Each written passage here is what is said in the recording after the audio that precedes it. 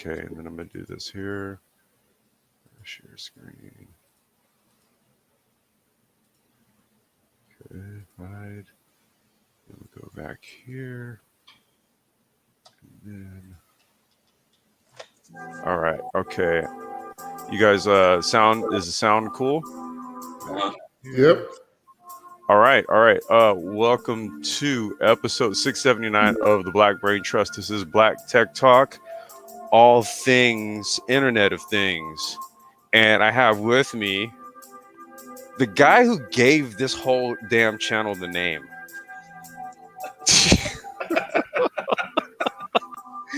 Yo, what's going on, Young Grizzly? My only claim to fame. Dude, don't downplay it, bro.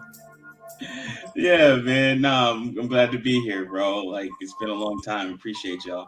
Yeah, man, this guy's a day one, man. This, it's like I'll be naming off folks like day ones and stuff, and because like I never see this dude around, I never be thinking like, yo, Young Grizzly, but nah, man, like literally, we have this channel has its name because of this guy. So salutes to Young Grizz, man, day one, man. Yeah, And we man. also got engineering cannabis. Yeah, what's up, man? What's up, brother? What's going on, man? We got Alonzo. What's going on, Alonzo? Salute, bro. How you doing? Good, man. We're about to get our tech on here. We're gonna talk a little bit of IoT, man. Some of, or I would say a lot of the offline projects that myself, Young Grizzly, Engineering Cannabis are involved in literally deal a lot in this venue of IoT, right? Now what I'll do is well, you know what? Let's first do this. Like, in terms of what I do, I speak to it a lot. It's micro mobility, right? Your ability to scan a QR code through your phone, right, and trigger functions in a machine or a device remotely, and then right cancel out that command, and then somebody else can literally do the same, right? And when you have a whole entire system of machines that enable you to do this, you essentially have an ecosystem called an Internet of Things, right? So for me, it's the micro mobility aspect of it. Grizz, you want to speak to it, bro? Yeah, so basically, as I know, Internet of Things, it's just a lot of devices acting autonomously or in a sense, well, by themselves, I should say, in concert. So by themselves, not too much human interaction. The code is already written. Smart contracts are already written, so they conduct whatever business they need to. And then in concert, meaning they work with other Internet of Things devices or other devices in the ecosystem that they're connected to. So that's how I see it as like almost like a hive mindset Borg type deal, where it's a group of individuals, if you will, acting together for a common goal or to provide something in like a service. Right. Engineering Cannabis, what you got on it, brother? So in the IoT sector, I work with the health sector, where I basically work with wearables, sensors, um, drone technology, and basically use all that in the health sector. I use that in with AI too. So for instance, I work with a tech startup, health startup that basically first they start with AI. They build AI algorithms with sensors, IoT for again heart problems. Anybody with heart problems, diabetes, and all that. So they build algorithms, AI with IoT and all that, to basically create algorithms that either gives you solutions on if you have to do this to improve your health, or at the same time monitors your health to see if there's any degradation and what causes it. We also deal with EMT, um, basically an emergency unit. We use IoT, drone technology, and all that to assist emergency units, basically to deal with emergencies at that point. So we use sensors and all that, wearables to help basically deal with emergencies. People with heart conditions, people in, for instance, concerts, all that. We use we are in the process of basically using that technology to handle the big emergencies. I mean, when like the issue with the concert that recently happened, where people, Astro World, yeah. yeah, Travis Scott. So the company I'm the CTO with, we're now basically designing a new technology again with drones, with wearables and everything to assist in some issues like that with EMTs and all that, safety and all that, to basically track everybody in the concert and try to make with IoT and all that to make sure everybody's safe and also deploy some emergency units and all stuff. So the whole health sector is basically what I'm dealing with IoT sensors, wearables, all basically plugged into either cloud technology and all that. To basically, the goal is to access data. The goal of IoT is to take a huge amount of data and create solutions for those from that data Okay. and using the IoT itself. So that's again, I'm in the health sector with that right now, and also in the cannabis industry too. We're currently using that as a way to decipher concentration versus human physiology, how certain strains or certain concentration in cannabis affects certain individuals either physiologically, and see how that affects them. So we're using again sensors, wearables, all that, and using all that IoT to gather information to create an AI algorithm. So we're using not only just IoT, but we're using again blockchain to help guard important data. We're using AI to create algorithms to basically automate the system. So we're using all that in the health sector. And what I'm doing right now with this a group called 3C. I'm the CTO in that. So currently we're working on a lot of projects around the health sector with IoT and AI. So we've got two CTO. Wait, Grizz, what's your position? I'm I'm a one. full stack engineer, full stack web developer, and then also I do like at my day job I'm a messaging engineer. Like I just handle like email flows and stuff like that. But I system engineering or Okay, systems engineer. two CTOs and a systems engineer, and we've got a financial whiz, financial Financial advisor, consultant, yeah, advisor. insurance specialist, all-star advisor, Lonzo Hall. What's up, Thank you. dude? What's going Doing on, all brother? that. Actually, this IoT thing is not outside of my realm as well. Let's So, speak on it. in terms of like what cannabis has got going on, right, with the healthcare sector, things are like those things are already going on. Like I'm diabetic, right? I have my glucose monitor sends me a reminder. Like if I don't check my sugar in a week, it'll be like, hey, uh, you need to check your sugar. Um, little stuff like that. But also, IoT is also going into things like making ease of access to your medical records for things like the insurance world, like HIPAA, and we're looking at things like your prescription check, right? So I actually now I affiliate with an insurance carrier who can do an instant decision. So you know, as opposed to the old guard where we fill out an application and make you wait 8 weeks, you can actually just click a link and get almost an instant decision. It will run your medical records. It'll run your driving background, and it will run your HIPAA records or your prescription check. But it will also trigger to your doctor that we're looking to buy your medical records. So I think the IoT is really a real thing. Like, and it's moving all over the place in every sector.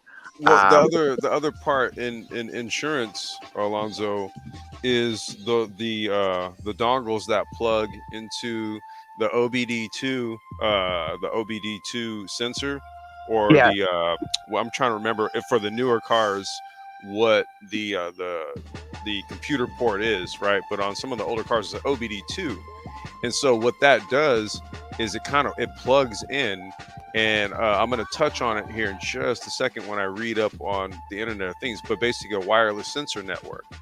Okay, and companies were utilizing these wireless sensors that plugged into the OBD2 port to record driving data, right? Yeah, And it literally recorded everything. How like if you went over the speed limit, how yeah. much you went over the speed limit, how often you do it, the duration you do it, right? They even So check it down to how many times you tap the brakes. everything, right? That's particularly where IoT comes into to play in the insurance industry from like my observation, right? But I'm gonna read this and then we're gonna deep dive because I'm also gonna do a screen share with young Grizzly. We're gonna go into literally like the code, and we're gonna talk about like the development side of things, application.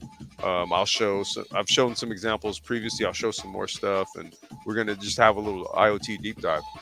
No doubt. Let's I'm see gonna here. watch from the clouds because I'm in trouble with the wife at the moment. Oh, there you. I I overslept on something You on the should honey-do not have list. ever hit the link. No, it's a honey-do list, man. I fell asleep through it and left her outside for like a half hour. So she's a little Shit. pissed. All right, dude, go handle that.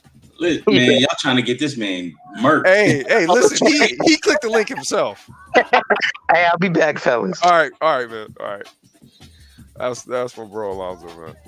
All right. And guys, I'm not using headphones, so I'll probably mute up every so often because I'm just using like the speaker. So maybe it's catching some of your stuff. Yo, you're all good, man. Everything sounds fine to me. Okay, perfect. I All right. noticed with Brother Alonzo I think it was doing it, so I I muted think, him. yeah, I think it was just his phone. Sometimes, like when he's on his phone, it'll sound like that. Oh, okay. Okay. All right. The Internet of Things describes physical objects, or a group of such objects that are embedded with sensors, processing abilities, software, and other technologies that connect and exchange data with other devices and systems over the internet or other communications networks. The field has evolved due to the convergence of multiple technologies, including ubiquitous computing, commodity sensors, increasingly powerful embedded systems, and machine learning. That's engineering cannabis's wheelhouse. Yeah. Tra- Traditional fields of embedded systems, wireless sensor networks, control systems, automation, including home and building automation, independently and collectively enable the Internet of Things.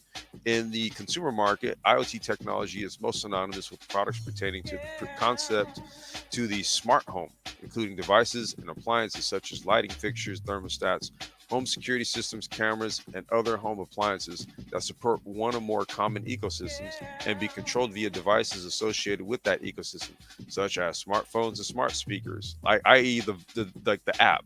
So, for example, if you have like Google Home, um, uh, the Xiaomi Mi Home app, all that kind of stuff. That's what it's talking about. So there's an app that goes on the smartphone through which all of this shit here is connected, and you can like control all of the variables of how these sensors and devices work. The IoT can also be used in healthcare systems. Engineering Campus, you were just talking about that, right? I think he's muted. Yep, I'm just talking about the Okay, healthcare. yeah, you were just talking about it. Yeah. Yeah, in Alonzo, in again machine learning. Alonzo talked about diabetes and how he has a monitor. Those are just one way we try to capture data to basically train our AI to know how to basically tackle diabetes itself. Hmm. So again, it's the goal is to basically acquire as much data at the end of the day to create a good algorithm to either assist the patient or create solutions for the patient itself. And again, we use different avenues, and healthcare is a big way. Even in cryptocurrency, we even try to use because again, the most precious resource is the patient's data. So Hmm. we try to even I've seen companies using cryptocurrency to try to acquire patients' data so they can basically create an AI system. So we incentivize patients by giving them either a little cryptocurrency or something. Then again, at the same time, that's the funny thing. We give them crypto like a blockchain. Then we take their data and store it on a blockchain. So it's kind of one like the way they use the technology is unique. Yeah, like sorry, I want to cut you on that one. Go ahead. You're good. Go ahead. It's like you're tokenizing data. So your data becomes a token on the ecosystem, or the blockchain in this case. Yeah. And it could be like, an encrypted hash of some sort, but that you only have the unlock key to or password to or something like that. Yeah. So someone Private can key. really look at the token and then go from there. Yeah. So again, it's unique. Again, we use cryptocurrency, acquire data, then use the data and store it in a blockchain to basically satisfy the HIPAA rule. Then at the same time, use that again. Technology is fascinating. Use that data to create an AI system to create solutions for the masses. And again, that data comes from sensors. Again, Alonso alluded from his diabetes sensor and all that. So again, the goal of the IoT is to acquire as much data and try to make sense of the data using machine learning, deep learning, or any kind of AI system. Now, I'm going to read this last part, and then we'll just kind of come over a couple of these subsections, because what we'll do is we'll just kind of touch on like the key areas where it applies to what we do, right? Because there's transportation, that's what I do. Let's see, agriculture. Young Grizzly, he's going to be touching on that one in a bit with his project, for example. We've got medical and healthcare, right? So let's do this here. Just read this last part. There are a number of concerns about the risk in the growth of IoT technologies and products, especially in the areas of privacy and security. And consequently, industry and governmental moves to address these concerns have begun, including the development of international local standards, guidelines, and regulatory frameworks. Now, I can kind of speak to that just through like things like hacking bird and lime scooters and shit like that, right? Like there's tons of videos on YouTube right now that people showing you how to do it. And that's one of the problems that we're talking about right here. You know what I mean? The area of privacy and security and stuff like that. But let's take a look here. So we're going to go to medical and healthcare. There we go. So I'll just kind of skip through this here. Internet of Medical Things, IOMT, is an application of IoT for the medical and health related purposes. Data collection, analysis for research and monitoring. That's literally what Engineering Cannabis just said. The IOMT, not to be confused with MOT, shout out to MOT, has been referenced as smart healthcare, as technology for creating a digitized healthcare system connecting available medical resources and healthcare services. IoT devices can be used to enable remote health monitoring and emergency notification systems. Jesus, that you were literally just saying this. Yeah. Oh, these are the stuff I'm working on. It's unique. I mean, currently the 3C I'm working on. We're working with the University Hospital in California to try to develop all this technology, because again, people hear about it, but they don't know it's new. It's not something that's already in mass production. It's a new technology. It's a new way of treating people. Again, telehealth. The whole premise of telehealth is built on IoT. It's built on the premise of using sensors to monitor your vitals on hand right there. So again, you go to a telehealth booth and say, I'm not feeling well. They strap you to sensors and say, okay, how's your vitals at that point, your temperature? Then again, they start looking at your history, your medical history. Again, I was talking about cryptocurrency and blockchain. We store your health records on the blockchain. And again, as Grizzly alluded, we use your private key to open up in the telehealth system. We open up your healthcare, your private key to open up your health records using the blockchain. We assess that and assess your vitals at the same time. Then we give you a prognosis at that point with the telehealth information. And that's how telehealth is done. Mm-hmm. It's IoT sensors, it's records, it's using new technology on hand, and it's implementing it. And it's also assessing now and using how can I at the same time teach my algorithm to also think like a doctor. Right. So and then look at how they have medical using medical books and using all that natural language processing, deep learning, all that to create an algorithm that mimics, that thinks like a doctor. So you're seeing a doctor, but you're seeing basically a second opinion. So Yeah, the it's like a algorithm doctor with gives, even more information yeah, type deal. yeah. So second, so these are the technologies I'm seeing and working on, and that's why I haven't had time coming on YouTube.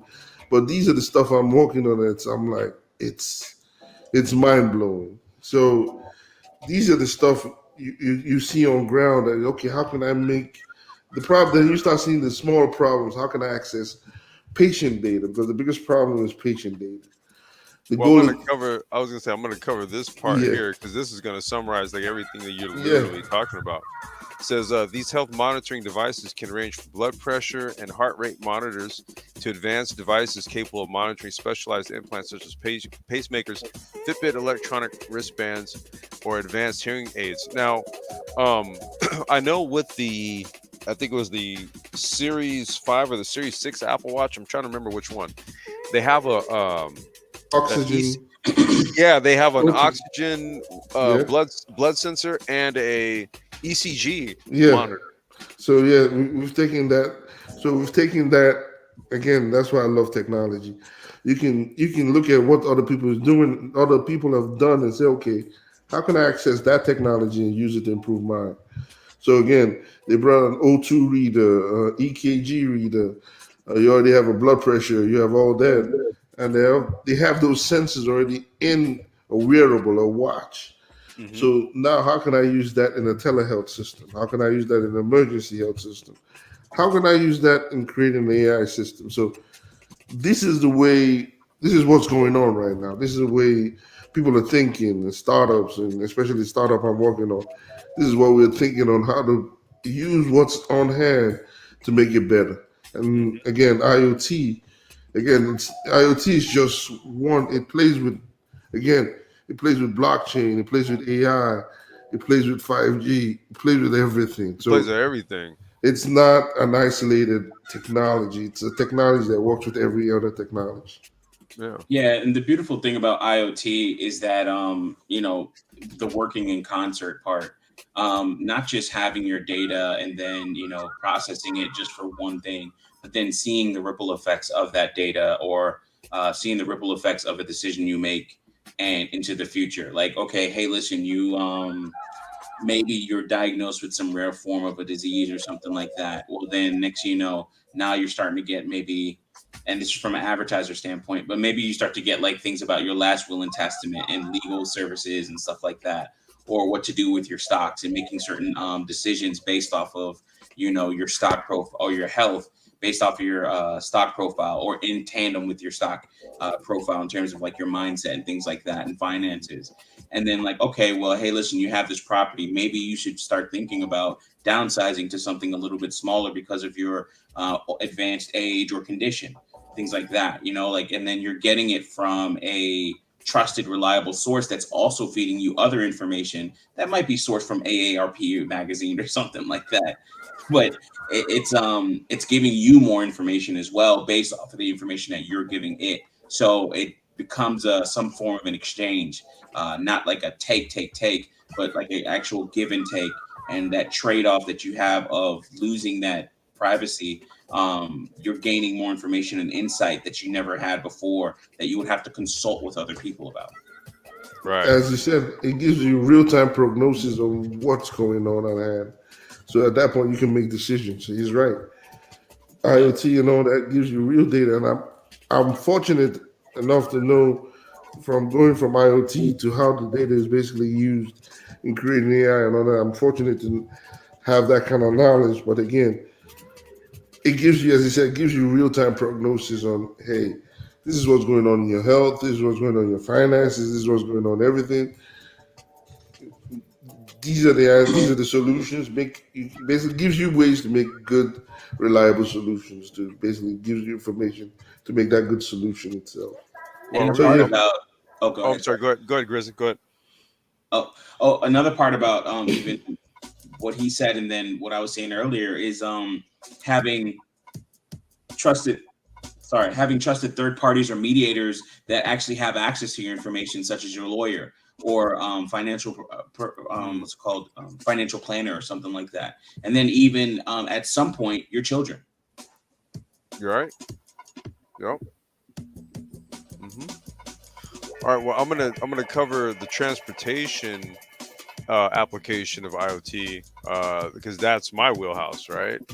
I do micro mobility and infrastructure that supports it, right? So it's not only just the vehicles and all that stuff, but then there's like physical infrastructure, charging hubs, and things like that that also connect, right? That give me data like charge levels, vehicle diagnostics, and all that kind of stuff, right? So I'll just kind of just briefly just break that down because it's only just these little sections right here.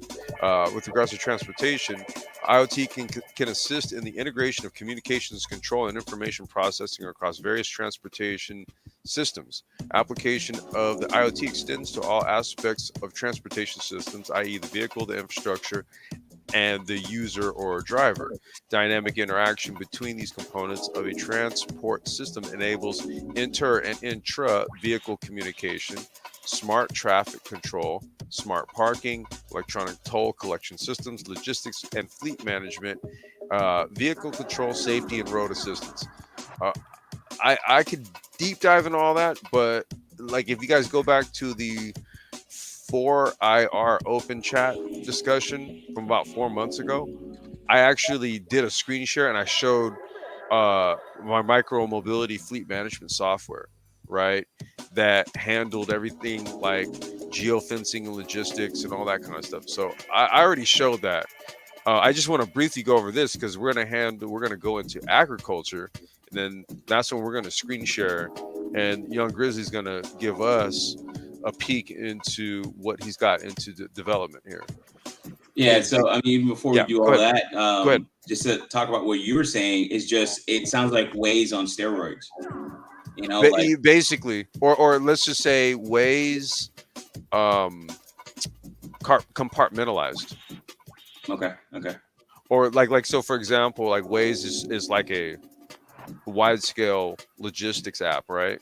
Mm-hmm. To give you the point A to point B, and then you could actually tap in via API for specialized use of mapping and logistics, right? Data, right? Mm-hmm. And then you have, like, let's just say a set. Let's say you have 50 scooters though. So within this greater space, right? You have 50 scooters, and then within that, you want them in a confined space, Mm-hmm. right? So For now it's like geofencing. yeah, that's what I mean. It's like once you start geofencing, now what we did is we just took Waze and we just pared it down, right? Mm-hmm. Because now I'm focalizing this fleet in this space. I need to set zones up. I need to collect this data in this zone. It goes this fast, right? Mm-hmm. It goes literally across the street. The speed drops 3 miles an hour. Shit like that, right? And here you go right here, like V2X communications, right? So in vehicular communication systems, vehicle to everything communication, V2X, consists of three main components: vehicle to vehicle, V2V, vehicle to infrastructure, V2I, and vehicle to pedestrian communications, V2P. Okay, so this is what I do right here, right? It's V2X, so it's all three, right? So I need to be able to geolocate the vehicle itself. That's where the fleet management software comes in.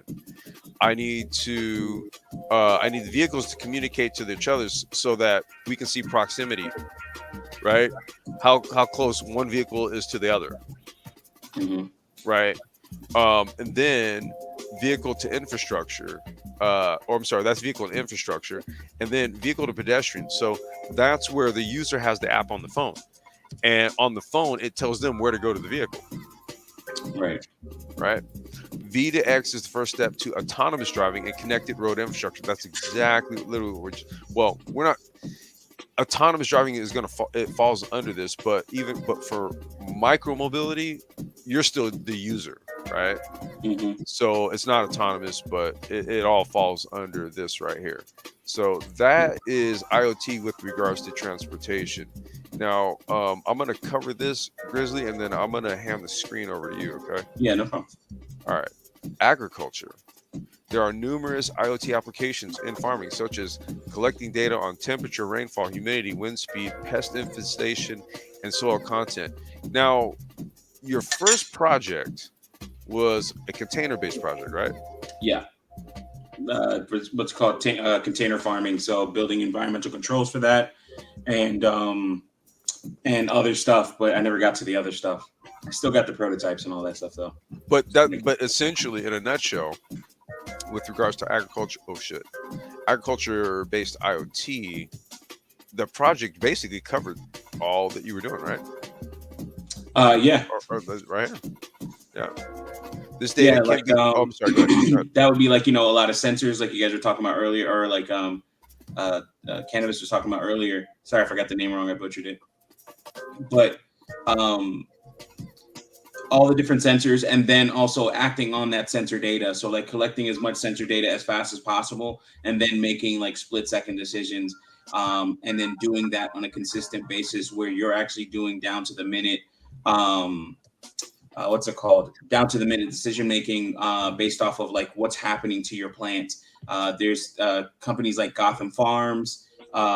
There's one other that I watched a while back. There's a lot of stuff on it, but they have actually built whole operating systems where they're actually looking at the data. They're actually looking at actually how the plant looks physically and saying, "Oh, okay, this needs more from this Like spectrum." literally from like the photo.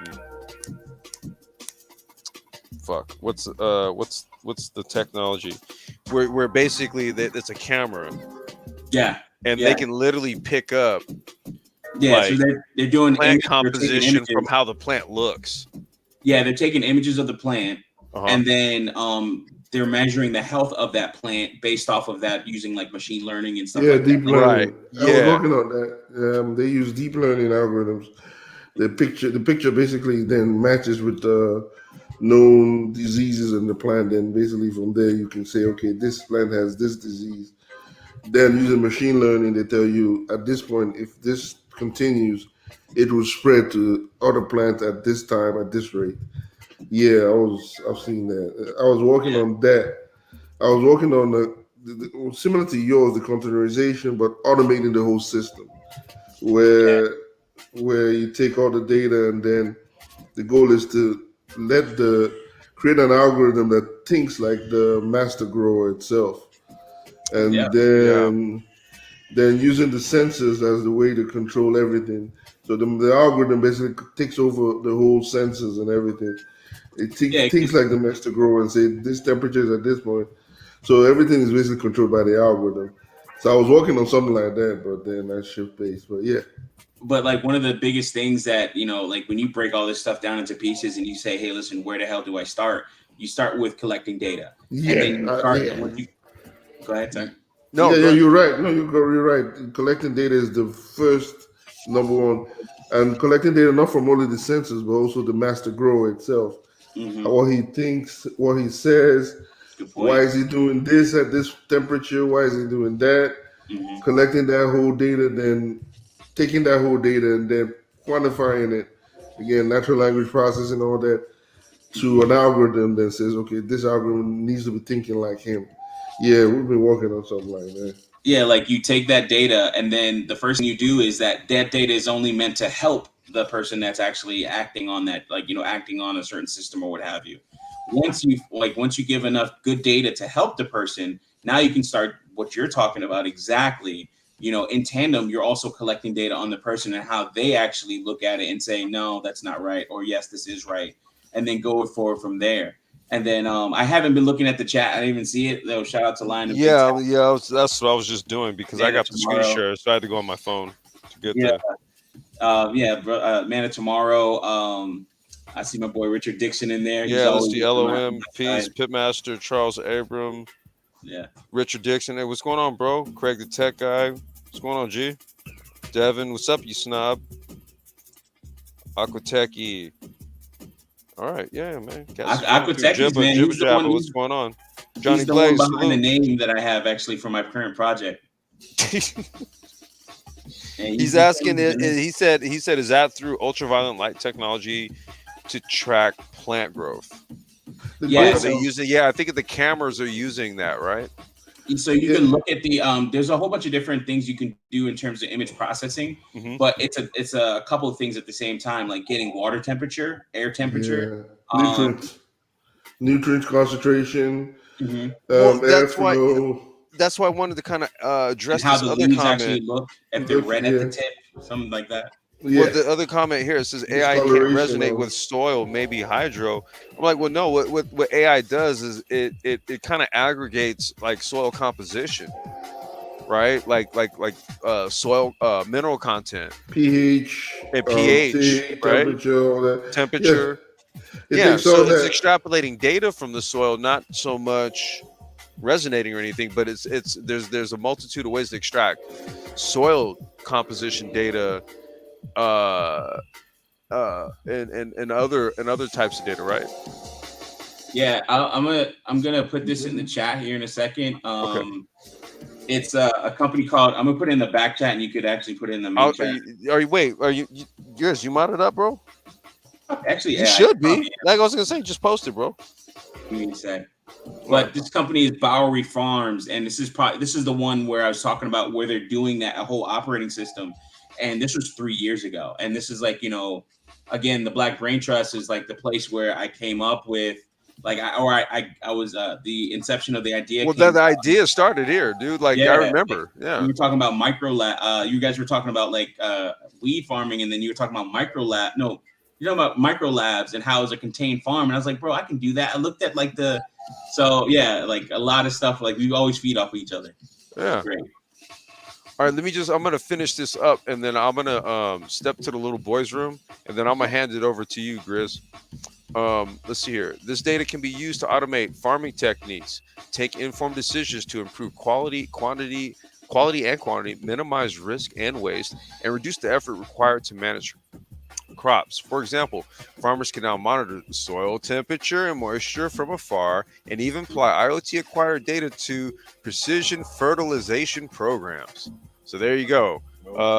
That was Charles Abram. There you go. So we're talking about utilizing sensors, right, to monitor everything with the soil, everything from temperature and moisture to mineral composition.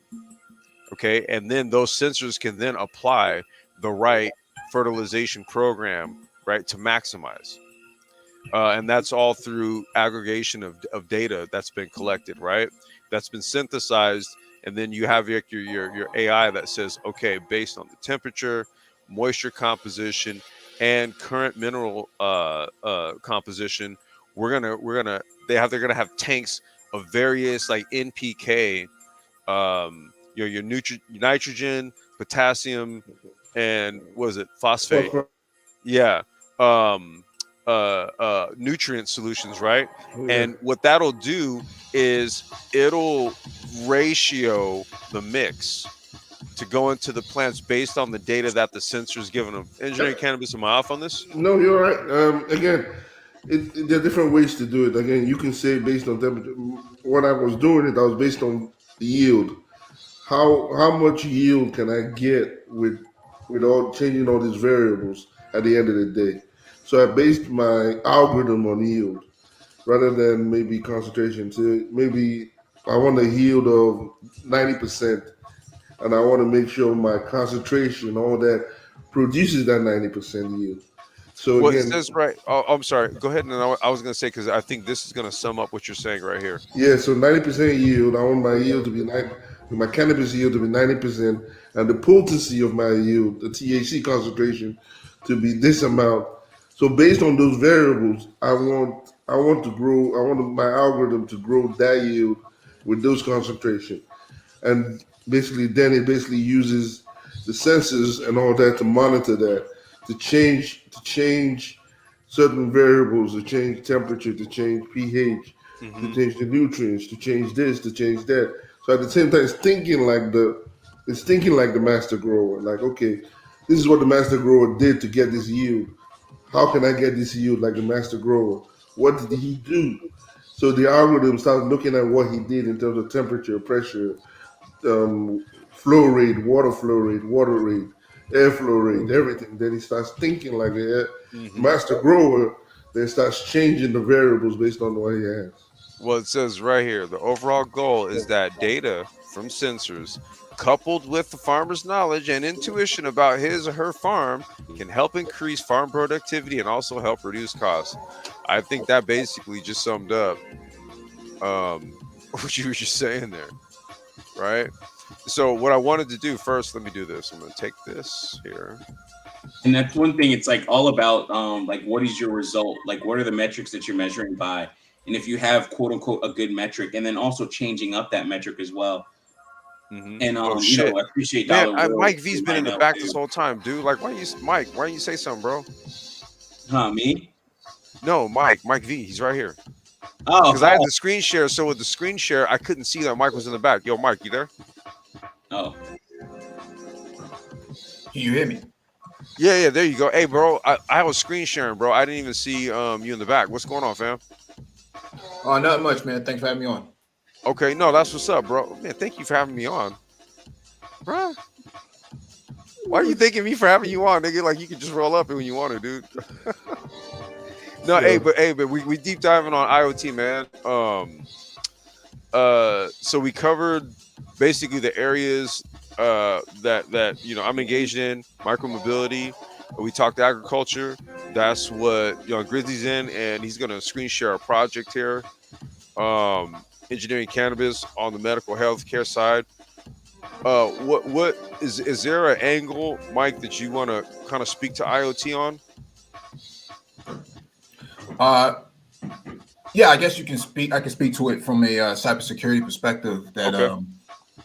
there's multiple layers to IoT. You have the way how it connects, right? So you have software-defined networks that connect it, as well as what they call fog level computing and not cloud computing, right? So fog and mist computing is the layer that interacts before it even gets to the edge, before it even gets to the cloud itself. And so you're not waiting for your device to connect all the way out to AWS in Western Virginia or wherever it is. You're doing it all the way closest down to the street level. And that street level is where fog and miscomputing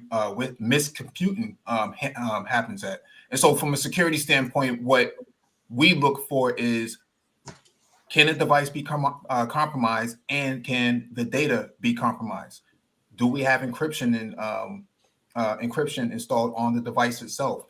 Is the data encrypted? Are we meeting government regulatory standards such as HIPAA, such as FINRA, different sort of FedRAMP, all of these sort of regulatory body frameworks that need to be applied when handling sensitive information, such as PII, PHI, these sort of different bodies of data that needs to be transmitted within the healthcare system, within the vehicle system itself, because there was a time when the Tesla cars were being totaled. And what happened here is that those vehicles ended up going to a scrapyard, but they still had sensitive information on the ECU on the Right. driver Yeah. Hey, itself. you know what? Hey, Mike, didn't that have something to do with rich rebuilds? Rich Rebuilds was able to break in and reset a lot of those cars and actually compromise all of the mapping data that was on there back to the user's house or back to the customer's Right. house, and all of the personal credit card information when they pull up to a Starbucks or whatever it was to pay Right. for their Right. items. So you had all of these pieces of sensitive information on there. And so when it comes to IoT, the security aspect is really important, because if we can't secure the IoT, then what happens here is that they can be weaponized in a DDoS attack.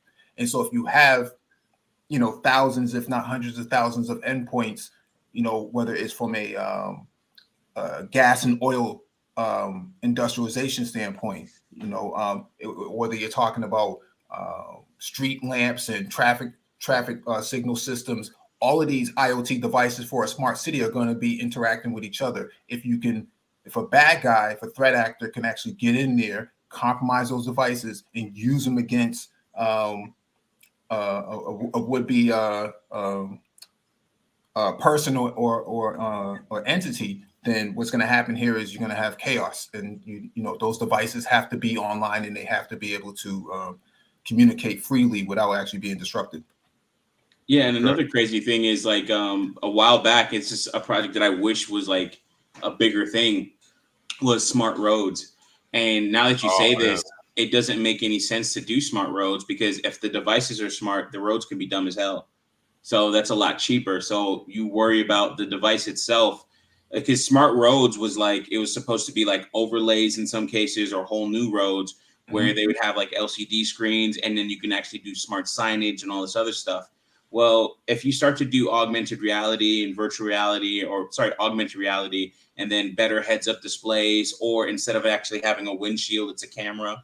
And that's something you saw in, like, I forgot, I think it was like that Daybreak movie, the movie with the vampires, where it was a whole society of vampires and stuff, and they were harvesting humans.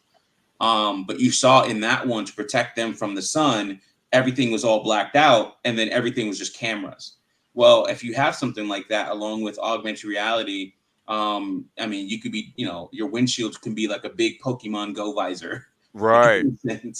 And then, all your road signs, like your road, you can change the scenery of your road without compromising safety. And then, there's a whole bunch of things you can do with that. So now you don't even have to, I like the smart road, but it just doesn't make any sense, and it's way too expensive, because you're not going to have a smart road in the hills or the mountains of Tennessee or something like that. Well, the move now is to make like roads that incorporate micro mobility and stuff, right? And what it is to make the roads more interactive with all the new like LiDAR and self-driving systems and stuff, right? So the different types of reflective paints, the type of coat that you put over the asphalts, for example, right? They're what they're looking at is that, okay, what we could do is make the roads more workable with the technology. So you're absolutely right. What they're doing is, instead of just like, because I remember seeing these they were like testing these like over in the Scandinavian countries, right? They were putting like roads with like sensors, and you could ride over this patch of road, and it'll charge your battery for like a stretch of maybe like a mile or two. And they were trying to like experiment with like the efficiency of this type of stuff. But I think that the what's being done now is actually with solar charging, with charging stations, with all this other stuff. I really don't think like really trying to like tech out a damn street. I'm talking about like from the bottom of the asphalt up. I don't know, maybe, but hey, we don't know, right? Well, if you have an airport like Atlanta, or a major international airport that has a lot of mileage to it, that makes a lot of sense if you have shuttles that need to move from one place to another within that airport vicinity.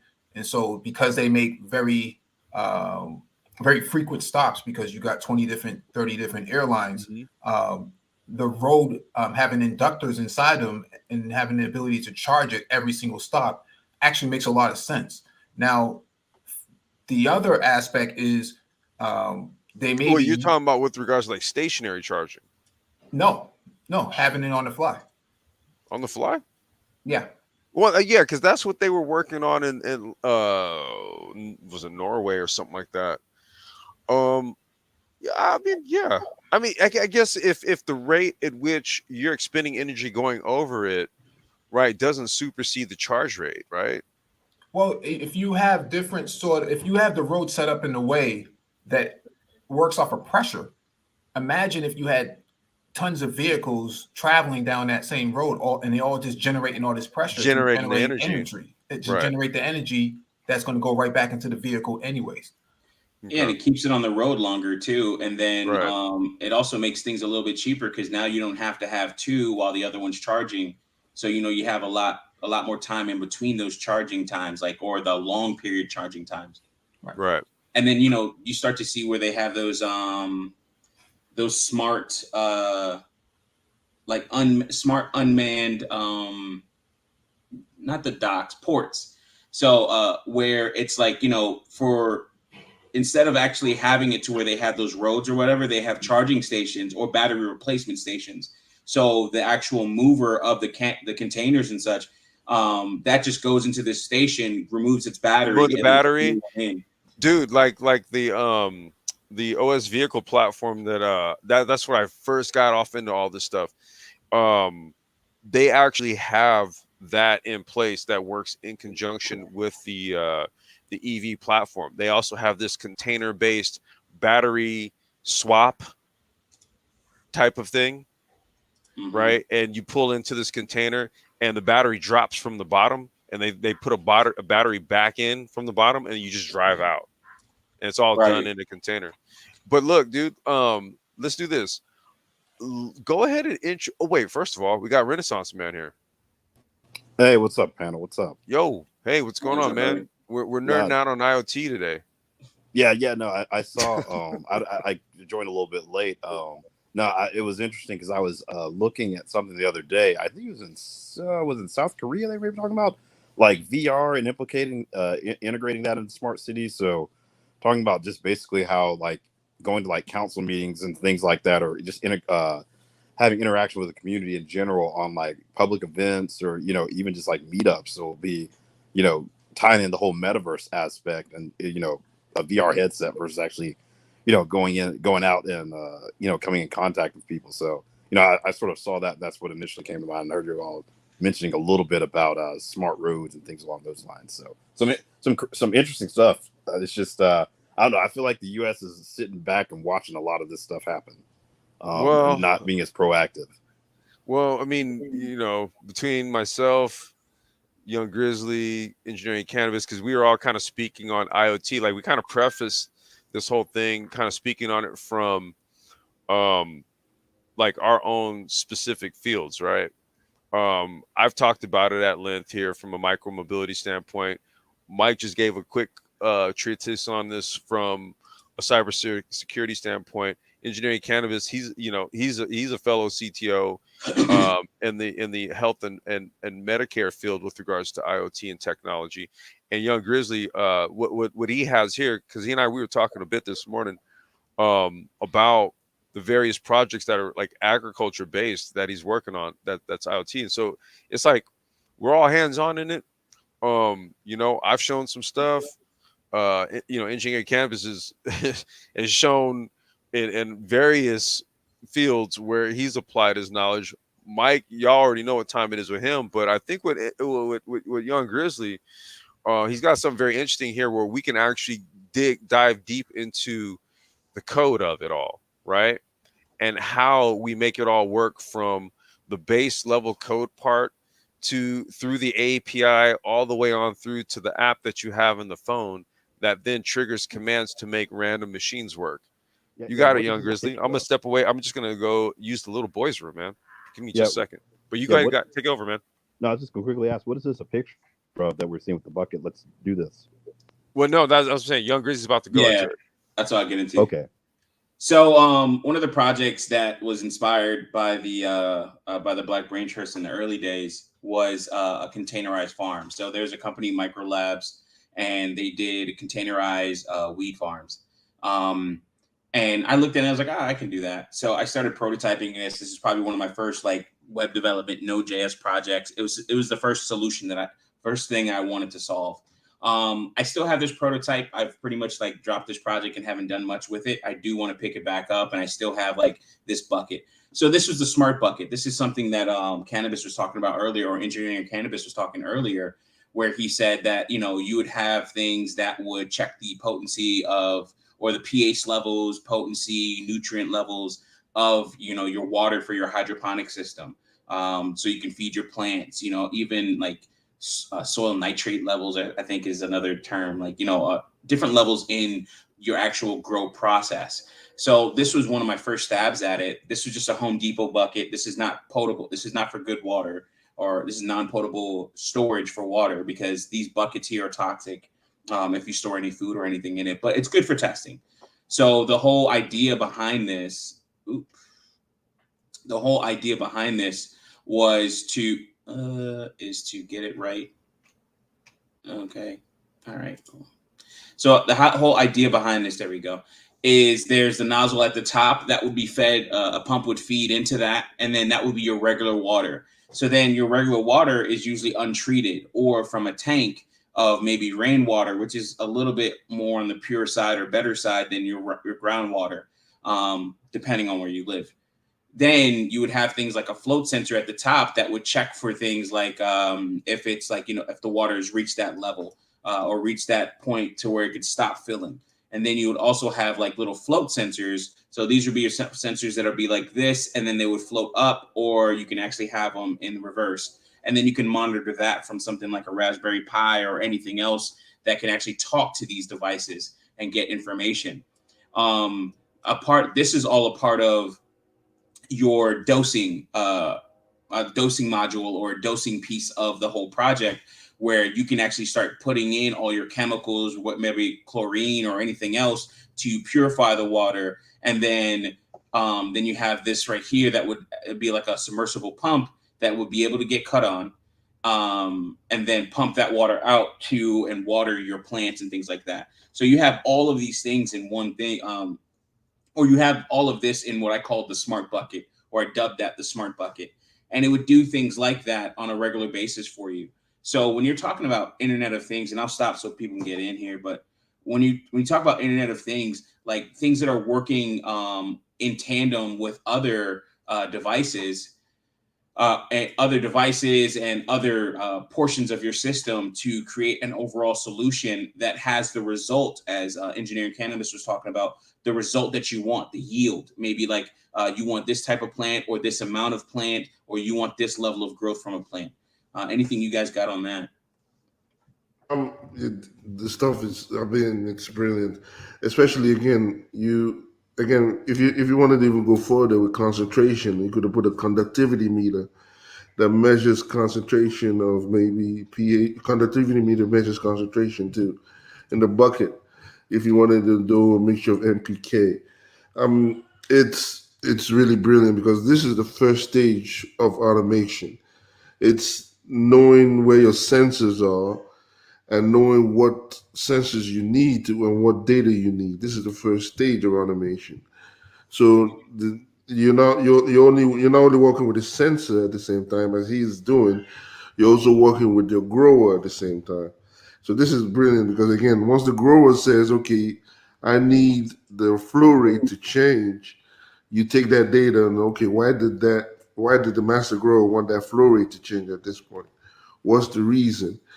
So this is the kind of data you accumulate over time. Again, it's time. It's going to take time to accumulate that data, because again, you're looking at a whole grow, how it works with the master grower in there. If there's a problem with a diseased plant, what is its cause of action? Again, you can write that in code too. Yeah, using humidity sensors. Sensors. What is his code? What was his action? What was the way to isolate the whole plant itself? What kind of fertilizer, what kind of treatment did he do in it to basically make sure it doesn't spread? So you take all that data and you feed it. The first stage is acquiring that data, which he's doing right now. That first stage of automation, acquiring that data, acquiring the sensors, acquiring all that data from the farmer, from the grower, and from the sensor itself. And then that data again is the biggest money maker itself. That data is acquiring is the root of automation, because at that point now you can automate. Now you can feed that data to the algorithm, and that algorithm automatically replaces the grower itself. Yeah, and to cut in there, it's like, protecting yourself against just detritus, and I think is a term. I think that's like something that can actually spread to other plants and cause problems, especially in citrus plants. But using something like, you have water flow sensors, you have big ones, small ones, you have electronic ball valves as well, which is amazing. Those things are super cool. But then you can actually, or motorized ball valves, I should say, or even solenoid or motorized solenoid valves as well. Valves that locks and closes. Yeah. If you work in big manufacturing, you can see all the valves, the flow meters, flow rates, all that can be used to control the water, control the air, control all this. It already exists. But the problem is there isn't a host. The problem is there's no automated system that controls all that at once right now. What's controlling them is the human aspect. But again, the goal is to move from that human aspect to a total automated system, and that Yeah, comes from first stages from him, Grizzly, from getting that data itself. Well, and yeah, there's also many variables involved in that making that human decision, right? Because how you may interact with it can differ day to day and from time to time. So you may make a different decision, typically that maybe a computer system would not do, right? If you just set a set of instructions inside the operating system itself to say, if this, then do that, you may interpret that differently as a human Yeah. than the system would. Yeah, but the goal again is not only take one. The goal is not just only focus on one master grower. Maybe focus on 5, 6 different master growers with different decisions on what they will do at that point, and feed like you feed in a whole. You feed an algorithm. You feed an algorithm not just one master grower. You feed an algorithm 10 different master growers Mm-hmm. with 10 different decisions in where they can make. So now the algorithm has 10 different options.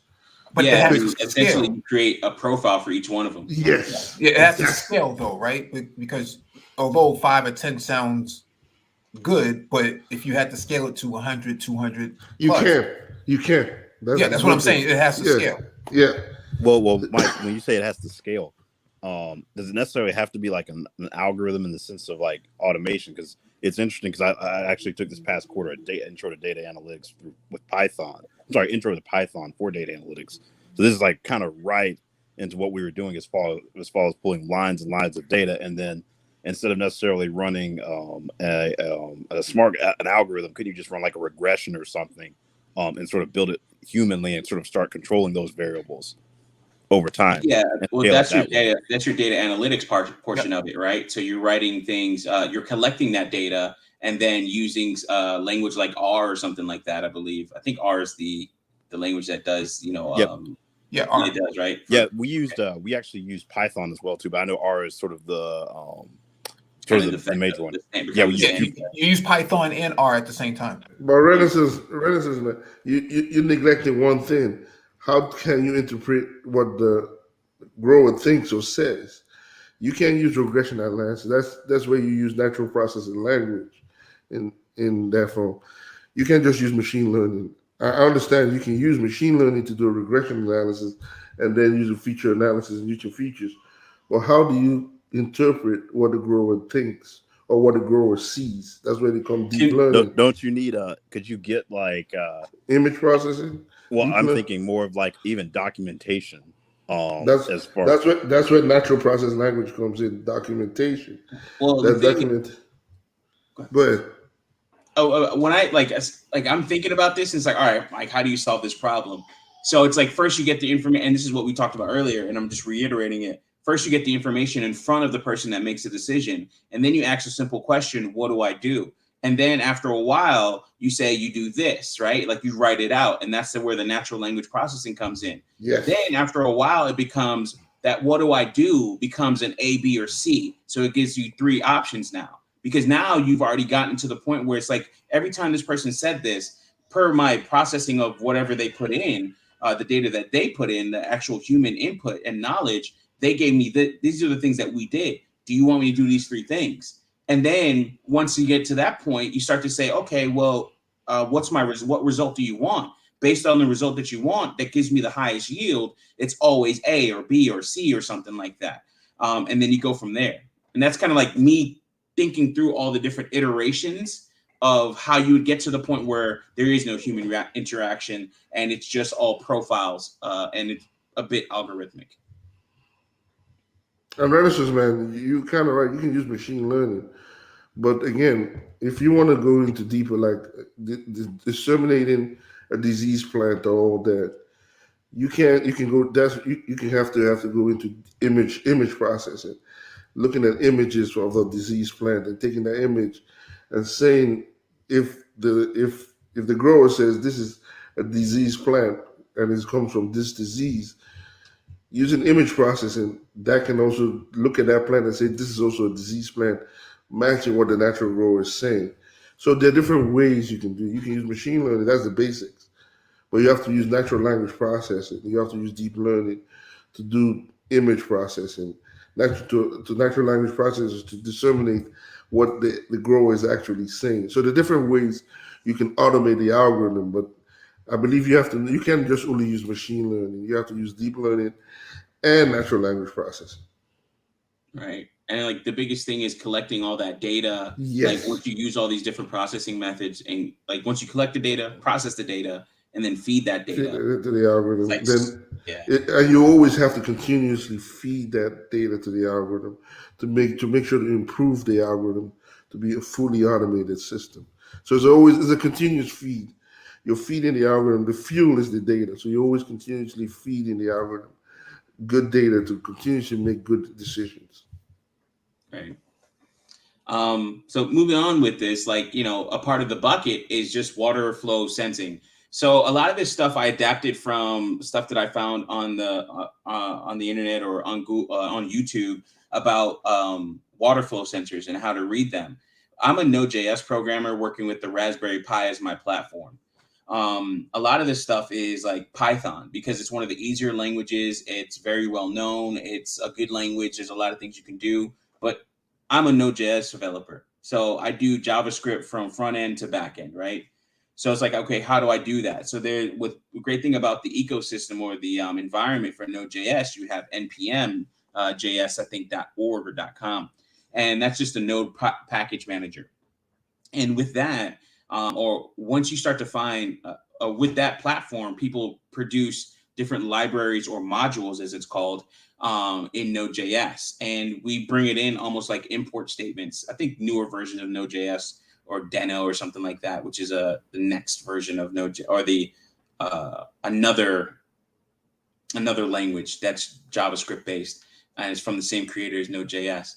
But they have like import statements. It would be kind of the same thing. So you would have like in this case, I want to monitor my GPIO, and then I use the on-off library, and then I pull GPIO out of that. And hopefully you guys can see it, but I put the link for the repo in the chat, so you guys can always look at it there. And I know with my struggle stream, sometimes I have to like zoom this thing in like you're an 80-year-old and you need like new eyeballs. So I apologize for the how it looks. But with this, with on and off, I was able to pretty much mimic the same code that I found on Python, or mimic some Python code. And I was able to make my own water flow sensor in Node.js using the on-off library module. So now I can actually start sensing water flow, and I can monitor the water flow and then feed it a pin number, right, with it, whatever the GPIO pin is, and then pin in and then get the falling. I forgot exactly what that means. I believe it's like the falling side of. It's a technical term in terms of how what's happening on the circuit itself. Like it's actually the signal itself is falling. I forgot what it means exactly, but because I wrote this. I mean, last commit was 2020, and I forgot when I actually wrote this file, so this is a while ago. But this right here, essentially what it would do is it would go in and then you would see how fast the water flow is. And with that, you can start saying, okay, once you sense the water flow, I have this motorized ball valve, which you can get in 3/4 of an inch. And then with these ball valves, which these are like the coolest things to me when you start working with them, and you can actually close them slowly. And I think you can actually restrict it up to like half. You don't have to close them totally, but you can do half speed in terms of water flow and things like that. You can actually control the flow. Flow rate. You control the flow rate, basically. Like pressure. Control the flow rate. Yeah. Flow rate. Yeah. There you go. Control the flow rate. So with those, you can do it up to a certain point. I think there's other ones that for larger systems or more advanced systems where they have more wires instead of on and off, open, close. They have it where you can actually control that. I think with PWM, pulse width modulation, which I've just gotten into myself. Yeah, you can also do the flow meter. Again, I usually play with this. You can use a flow meter attached to a pump That basically then once the flow meter hits the sensor hits the flow meter, you can control that whole system either to close the valve, modulate the valve, and all that using the flow meter and the pump. Yeah, there are different Hey, ways to do it. Young Grizzly, did you Jibba Jabba asked? He said in the old days we used to use a notebook and calendar to track these variables for the next grow. Could that supplement the algorithm? Absolutely. Yeah, most definitely. And sorry, I neglected that. Yeah, I mean, but that's what engineering cannabis Renaissance, is talking about. yeah, that's what Renaissance Man alluded to, where he talked about machine learning using, again, he using the regression analysis, where you take different variables and say this is this, this is this. Yes, you can use that algorithm regression analysis in machine learning to basically do that. Take that data and say, okay, these are the features that affect yield, the flow rate, all that, and then from there go in the other, then control each variable to get your certain yield itself. Yes, that's what it is. Mm-hmm. And instead of a notepad and notebook and calendar, you have something. You have a system or a web prompt that is saying, "What should I do? What should I do? What should I do?" And then you have to go through all these messages at that point in time. Then it starts tracking what happens, not just on the day, but on the hour, the minute, as soon as it collects certain data. And then now it's taking all those data points and then processing those. And then afterwards, it's not asking you what should I do. It's giving you the options of what can be done. Yes, Right. that's the next step to for the algorithm to make the decision itself based on the data it's collecting over time. Then you again with regression, then you have to go into deep learning. How can I now that my algorithm is feeding me, what decisions can I make? This is the right decision to get this yield. I need to decrease this over time to make sure I remain at this yield. So this is what it does. Yeah, I have a question for Grizzly. Are you using Arduino components? I am using Arduino components in my latest project, just so I can control the PWM stuff. So I'm using an Arduino 2560 Mega or something like that, or Arduino Mega. Yeah. Yeah. So I'm using that now finally, and I never used it before with the Growbox project, which like I always wanted to do everything through the Raspberry Pi, but I'm seeing how I was just mistaken and ignorant on that. Yeah. And are you also are you also looking into like OpenCV? No, what is that? I don't even know what that is. Computer vision. No. So Link. Yeah, I think that's on the Amazon platform, AWS. But basically, in football, the NFL is using it now, or NFL franchises are using it now to spot players on the field, their statistics, their health statistics, so they know who to pass it to when they make these plays, and they can tell that from the opposing team as well who's going to be weak. I've seen that live on TV where they talked about that. Yeah, the Seattle Seahawks is using it. Yeah, I've seen that it's open software. It's numerous ones. Yep. There's one called YOLO yep. V4. There's RCNN. No, I've seen all of that. It's a good. So basically, the offensive coordinators are using AWS. They're all collecting all this data off the field, even the temperature of the field itself, right, and the wind and the velocity, and whether or not they can throw it, whether or not they should run it. These sort of data, they're collecting all this data into the cloud and processing it really quickly, right? And so the reason why I asked is because I know that Grizzly is growing plants, right? So if you're having this camera focus on the plants and you see the plant actually growing over a sort of time, maybe these OpenCV can capture that information and determine whether or not this is going to be a good grow or what the growth is going to be. Maybe it can predict how far the beanstalk is going to grow. Yeah, Mike, that's already being used right now to see in the grow to see if there's a disease in discoloration or all that. So it's basically tracking if there's any discoloration in the plant, if that's due to either lack of nutrients or there's a disease in the plant, and then basically it alerts to say, hey, there's discoloration in this plant. You either need to isolate it, and then it gives you, then it then starts calculating a prediction on how this will spread if this is not stopped. But there's a program that's already doing that. It's an OpenCV too. Hey, Mike, real quick, AO is asking on it right machine now. learning, machine learning via Python. What's I think you can go free code camp Look up the YouTube channel Free Code Camp. Y'all Excellent got channel.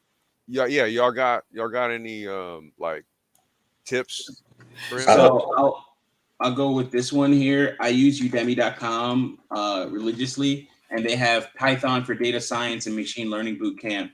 But other than that, I'll let Renaissance Man take over from there because he's the guy's on it.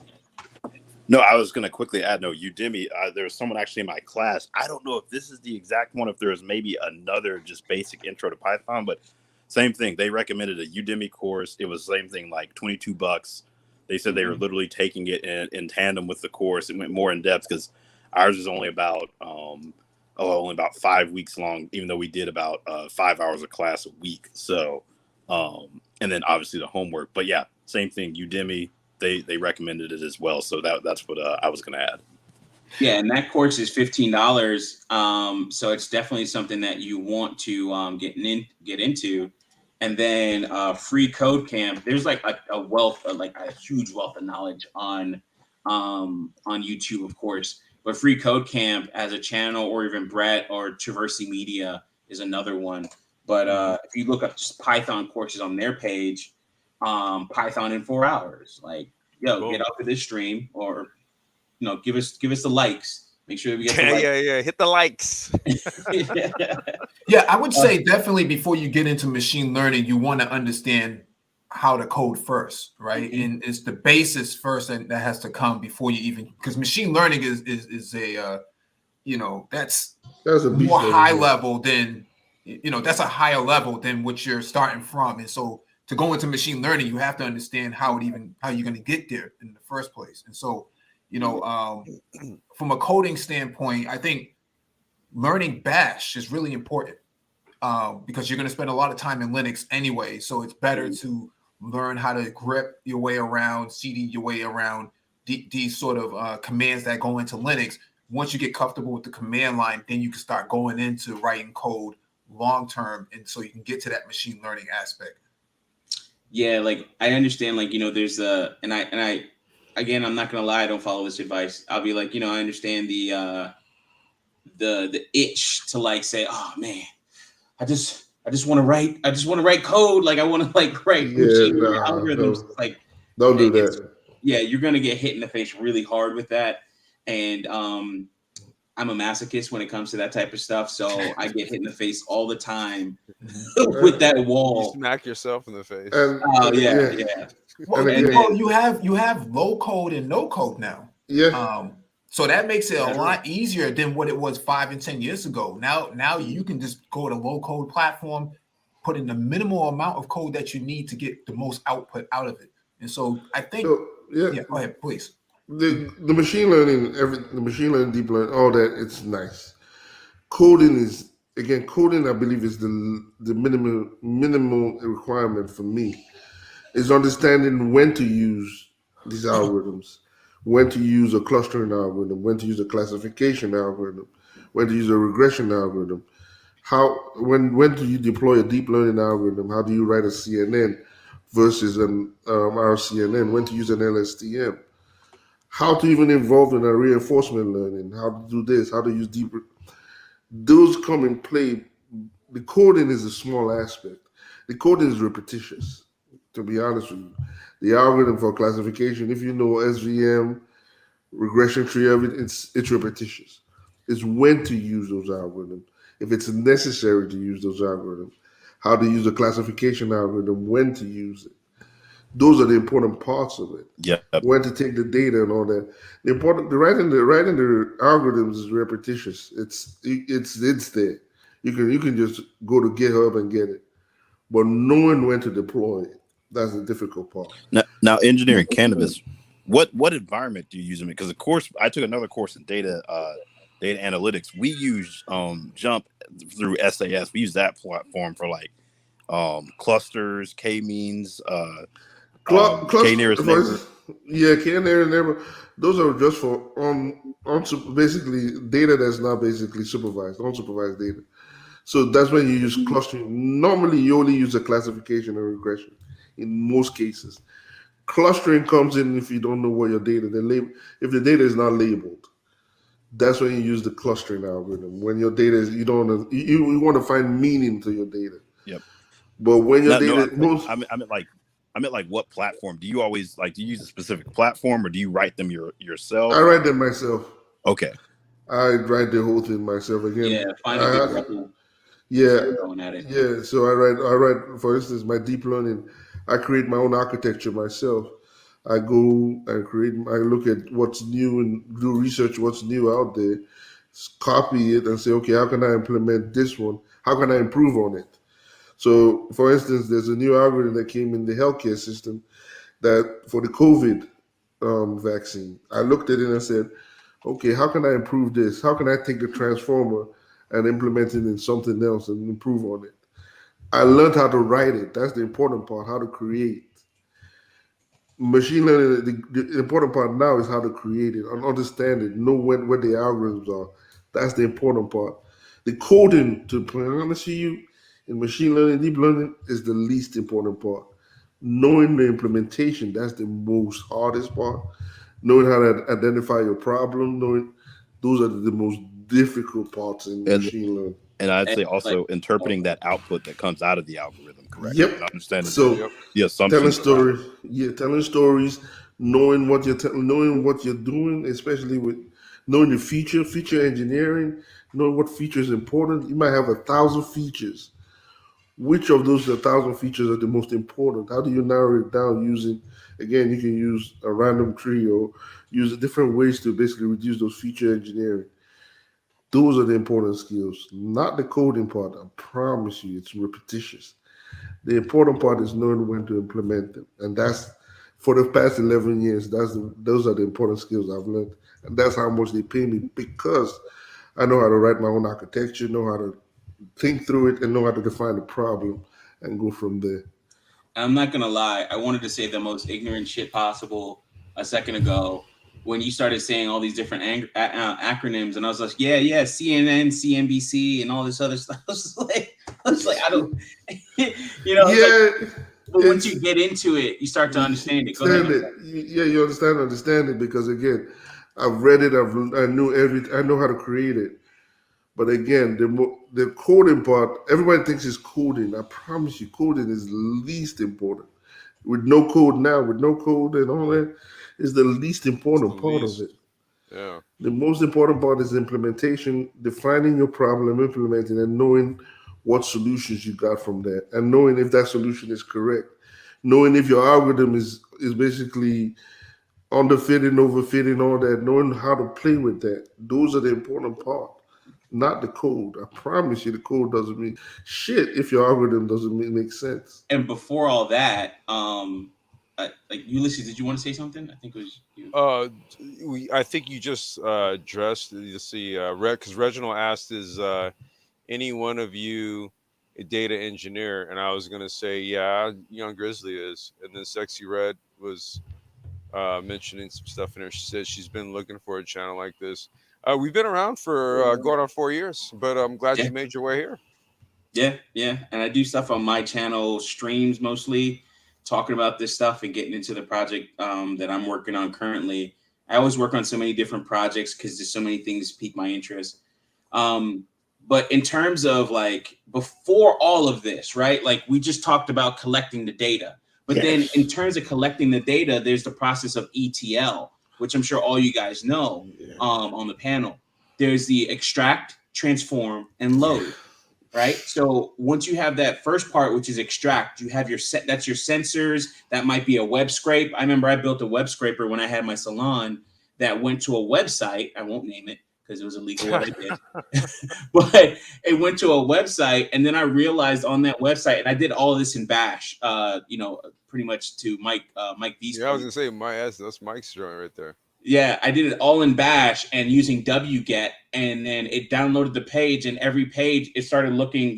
I just looked for a regular expression that matched phone numbers, and once you start to see a web page, and then the web page didn't, it hid the phone numbers using like CSS and JavaScript, and then when you start to look at like the actual right click and look at you right click and Its choose view source. page source, Yeah, and then it doesn't obscure it like this. Like this is all mostly Java driven, that's right? yeah. That's like dribble. Right. So you don't understand this, but all it's doing is doing a whole bunch of queries to the backend. So all the data is protected, and the backend acts as the backend API acts as a way of gatekeeping. Yeah, I see what you're Right. saying. So, but this website, what it would do is like it just hid the stuff via CSS and JavaScript. So it was just like once you see that the number's there, the phone number's there, then all you had to do is do a regular expression that went through all the entire text, which doesn't take that long to go through a web page of text, an HTML page, and then grep for whatever that pattern is. Or sorry, not grep, but do a regular expression for whatever that pattern is, which you can use grep with regular expressions as well. Yeah. And after that, I got all the people's phone numbers, addresses, and then information. And it was all barbers in the area. And then I started calling them just so I can try and fill seats in my salon. And I was just like, and I think I collected well over, I think I still have the spreadsheet somewhere, but it's well over like 70,000 contacts off of that page. Damn. Yeah, it was like a huge I might need to data hire dump. you for some shit, bro. But to the point of all this, that's the extract part. Then I took that data, normalized it, and then transformed it. That's the T part, or the extract, transform, and load. So you have the transform part. So now you're taking all this data.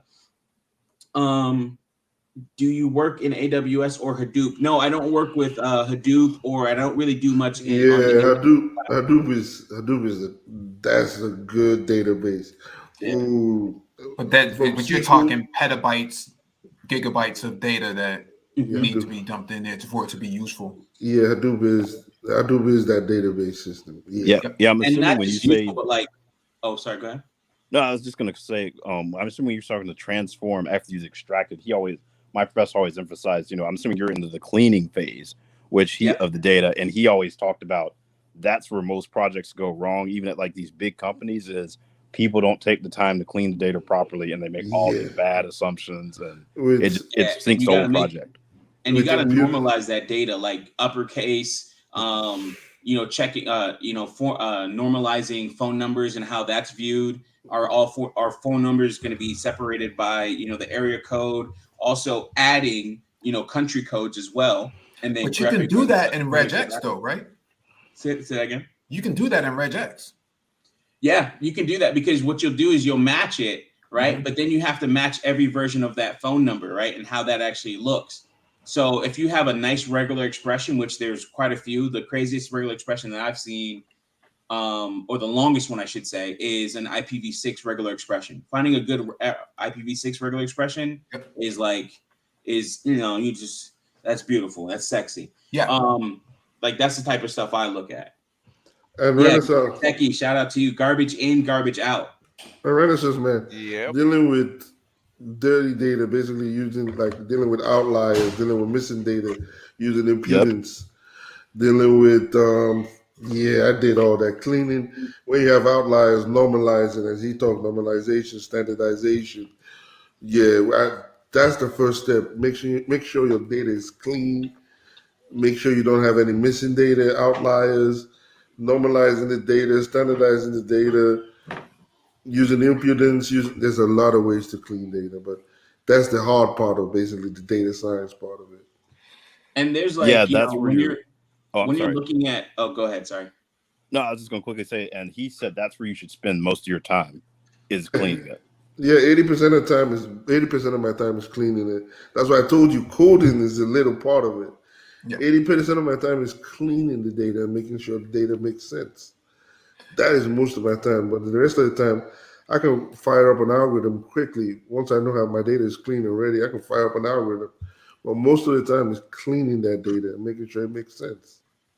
Yeah, a lot of people don't realize that when Google went from Android, I think like Marshmallow to like Oreo or something like that, the contact list broke, and so all of your area codes now had brackets around it that did not have the brackets or the parentheses around it, and so your contacts came over, and all of your contacts were not functional because they couldn't dial out because there was no hyphenation between the numbers, and didn't know how to interpret that. And so Google went through that dirty data phase without sanitizing it before they actually Oh, can you hear me? Yeah, we can hear you. Yep. Yeah. For a second. Yeah, before they can actually push the update, no one did the due diligence on their side, like Grizzly is saying, to sanitize that data. Yeah, and to answer, I was typing it, but to answer Reginald, I'm a JavaScript coder, so I deal mostly with anything in the JavaScript realm. But I would say I'm also a polyglot as well, so I know multiple languages. And really, the only reason you know multiple languages is you just learn the syntax. But at the end of the day, it's all logic. Like I can move to Python, I just have to figure out how to pull in libraries, install stuff, and then also how it handles mathematics and outputting data and assigning variables, and then even higher things like string interpolation instead of concatenation of strings. I like string interpolation a lot better. Currently in my day job, I have to code in Groovy script or Apache Groovy script, which is annoying as all hell, but it's Java-like. And I've never really been in a Java, which is totally different than JavaScript. I've never really been in a Java like programming environment, or had to work in that language. So working with that, learning how the import statements, how the class is, where to look for information about the classes. Also, you have to be flexible working with things like RFCs and all this other stuff. So when you deal with this type of stuff, and I got a yes from Sexy Red. Okay, cool. Appreciate that. Much love. but it's just like, when you're like you guys understand it and see it, but be flexible with it, right? Where you're understanding and you're like looking out all these different things, and it's not so much, you're into just one language. In terms of my stack, I use MongoDB for my backend database, Express.js for API calls and proxying stuff and web stuff. So consuming digesting and consuming data via an API, or digesting and consuming. And then Vanilla.js. So this is like the Maven stack is what it's kind of called. So, or Venom stack is what I like to call it. So I use Vanilla.js, Express.js, and Node.js for my backend server-side code or scripting. And with Node.js, you can use Python scripts or the output of Python scripts, Bash scripts, command line stuff. So you have all of that available to you if you needed to. And then MongoDB. Yeah, MongoDB. So that's the M. So I call it Venom, but the M, and then that's my storage, that a NoSQL based database. Can you guys please scroll a little bit up in the chat box there and sub to this guy's channel, please? I mean, he only named this channel the Black Brain Trust. Yeah, it's like, and that came from that was like a Facebook post. don't give it away. We gotta keep some level of mystery too. You just give it all away. I was just browsing Facebook and I just thought it was a good name. Yeah. That was back at that was 2017, man. 2017, dude. It's 2017 in the crypto group. Oh, it's crazy. Now, when it comes to ETL, what is the percentage of human labor that you would estimate versus the automation piece? That stuff, and it depends on your data source, right? So of course I'll give the ambiguous, it depends, but it's a lot. It's a shit ton fuckload, because you have to look at your data source. One time I was working with this company and and this is like my first foray, because I ran a computer consulting company for 10 years. And it was my first stick the tip in type deal. I mean, the big toe. I apologize. Keep it clean. Sticking the big toe into that, that data lake, if you will, and it they had a front end, and I was using like one of those fake browsers that's controlled by JavaScript. I think there's Phantom JS, and it uses Chrome, but essentially it'll open up a Chrome window. What it did, it opened up a Chrome window and then clicked a button based off of query selector alls and all types of other stuff, and then downloaded that. It knew what the file name should be, and then always deleted the file to make sure, because it always did it in one folder and it made it easier. So whatever that folder was, it would go into that folder, get the file using, I think it's Chokidir, which is the library in Node.js, Chokidir.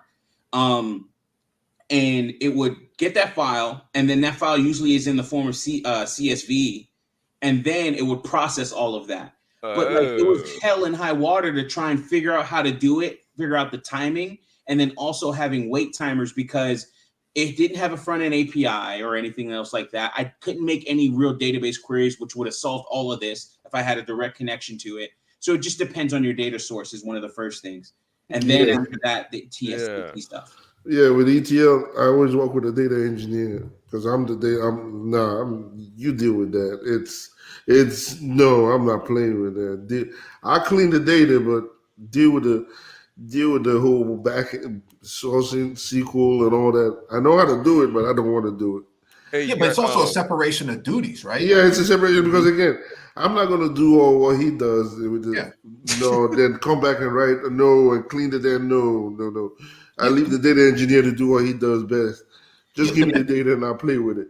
Yeah, but depending on who's auditing you. Sorry, Grizzly. No, go ahead. Depending on who's auditing you, they're going to ask, who's doing what, because they're looking for the separation of duties. So if you were doing all of these things along the line, then you would actually fail an audit. Yeah, so I always let the data engineer do what he does best, and I take the reins from there. But apart from that, I'm not playing with all that. I know how to. Engineering cannabis, can you talk about the T portion of it and then the different phases of data? I believe. Hey, you guys go ahead. I'm gonna step away for just a second, okay? It's the T portion. It's something else. It's again from what I start for. I either go with Hadoop or SQL and get my data from SQL or that. Then I have to clean it. Then the cleaning, it's something else. You have to now check for outliers. Then not only check for outliers, you have to check for missing data. Now, if you have missing data, now you have to do impudence, whether you mean or mean variable, mean median to replace the missing data. Then, if you have outliers, you either remove the outliers or you normalize the whole data. It's stupid. It's the cleaning the whole process. It's 80% of the whole job. So the goal is that whole process. It's a lot of mathematical applications just to get that whole system clean. And there's a lot of repetitive work that you have to do. Repetitive work. It's then you have to do feature engineering. Now you have 1,000 features. You have to say, okay, out of 1,000 features, which of the five you have to choose 5 out of 1,000 features to see which of those 5 is the most important. Then you have to use random forest. It's just stupid. Then it becomes a hectic process just to clean. You do feature engineering, then you reduce it to 5 features. Then you have to make sure it's not overfitting, underfitting. Then your algorithm, then you have to. It just becomes stupid. Yeah, and if you're a JavaScript programmer like myself, you're using the high order functions on arrays, like using the set. I think it's the set class, and you're using that to make an array unique, and then using the thread operators, using higher order functions such as for each instead of for loops, or for of, and what's it called? There's a lot of other stuff that you map. The map function, so you can map over every bit of that array, or the reduce function, so you can actually reduce all the items in that array. Based on, And after that, most people, again, I'm in the data science field. Most of them don't like Java. Most of them like Python. So yeah. I have to deal with Python, and the good thing is Python has beautiful libraries. So I enjoy those. So again, now the whole process. The whole process of data science is the cleaning and making sure your data is as beautiful as it comes out to. Then you can then create your algorithm, which it takes 10 minutes to just create an algorithm. The whole process is the cleaning of data, getting of the data, trying to make sure the data makes sense. So those are the most important parts. So And if again, you're big in Python, one of the bigger things in terms of data analytics is using something like Jupyter Notebook. Jupyter Notebook. Yeah, I love it. Yes. And I hear about it all the time. I don't know about it, so you guys can talk about Jupyter it. Notebook it's perfect. Again, it's I can hear your smile. oh man, I love Jupyter. It's no. That's I really love it. You can use Spider. You can use Jupyter Notebook. You can use man. It's something else. It's easy to use. It's easy to transfer your code. It's brilliant.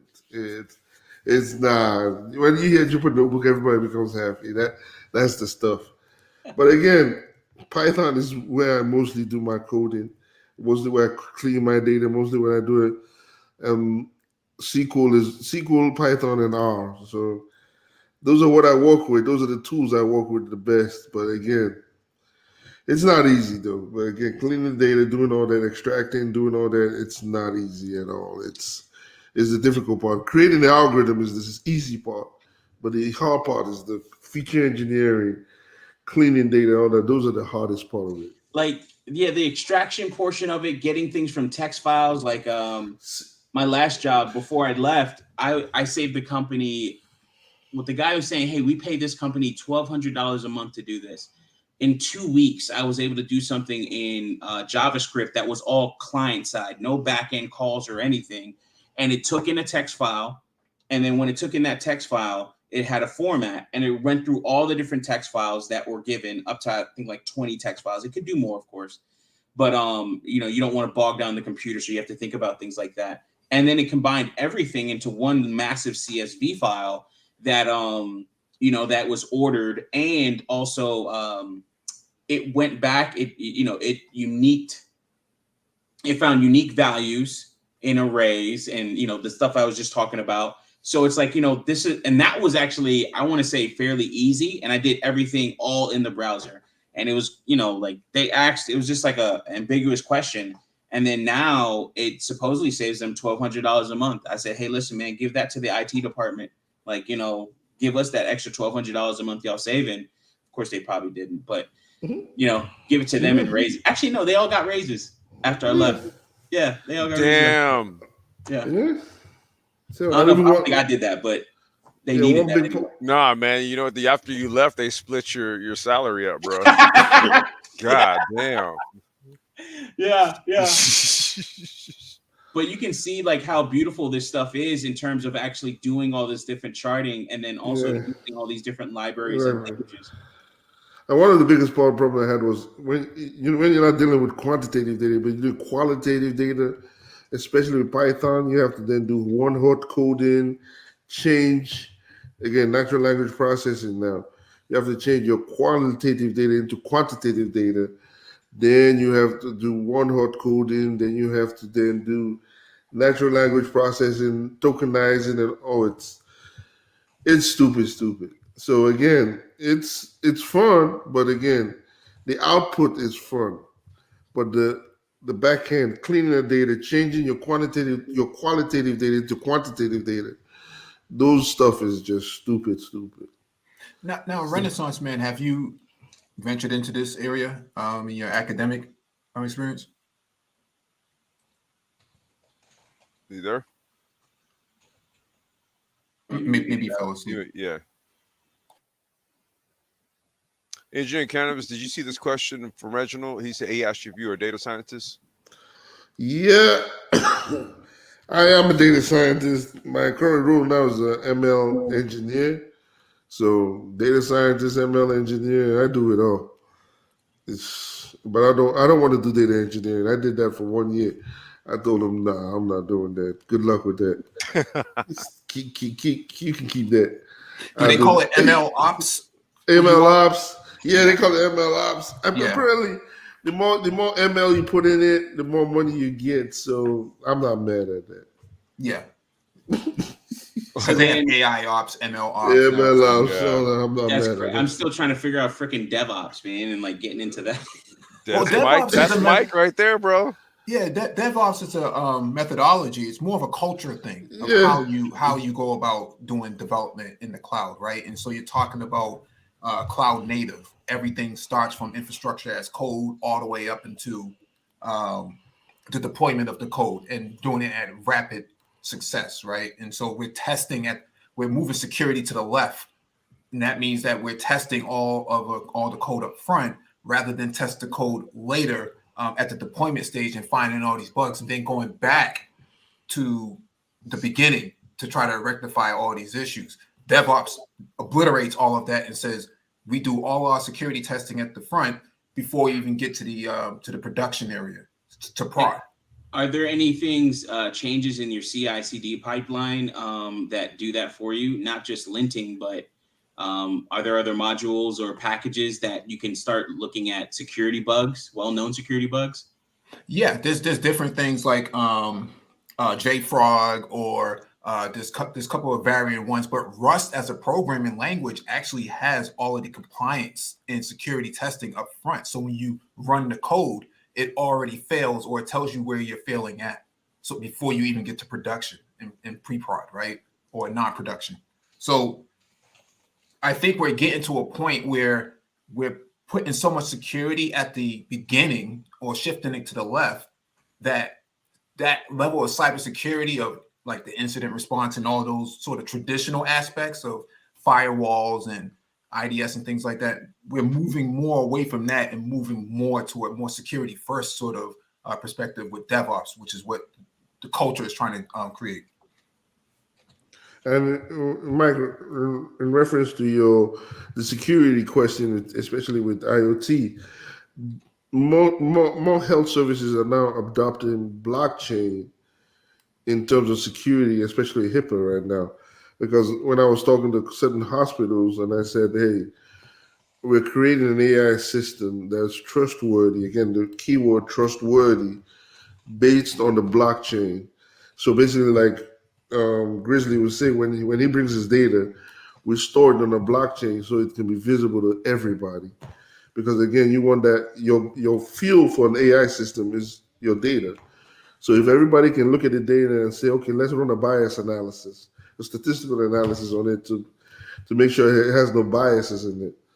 That's what we're doing on the blockchain, and that's what we are doing in that company, in the startup, using blockchain as a trustworthy system for our AI, for HIPAA and for any health system itself. So if you say, hey, our AI is trustworthy because the source data is on the blockchain, and you can go in there and say, run a bias analysis, statistical analysis, and say, hey, okay, this doesn't have bias in it, then our AI is trustworthy. Then we go from there. Or So even that's things what we're like doing. sentiment analysis as well, which you can use in finance, like your qualitative side of financial data and stock picking. Yes. Or even with facial recognition, storing your data in a blockchain and saying, hey, these are the data sets we use to feed the algorithm to know how to identify each person, each feature. And if you want to run a bias analysis on this, go to the blockchain. It's a trustworthy system. So this is what we adopted.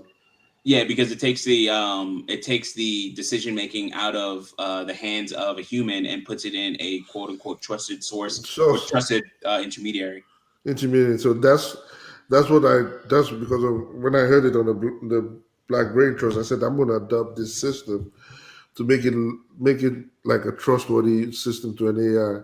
Because again, when I went to a court one day for a traffic ticket, and I was looking at how AI are making decisions, and I'm asking the questions: how is this AI making decisions for me?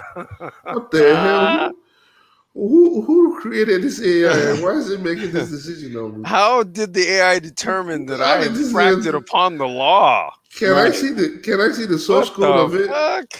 Yeah. Can I see data and all that stuff? Can I see the source data of it? Nobody says you're not entitled to it. It's proprietary. I said, no, it's not. You make a decision on my life. Yeah. It's not proprietary. It's my life. Oh no.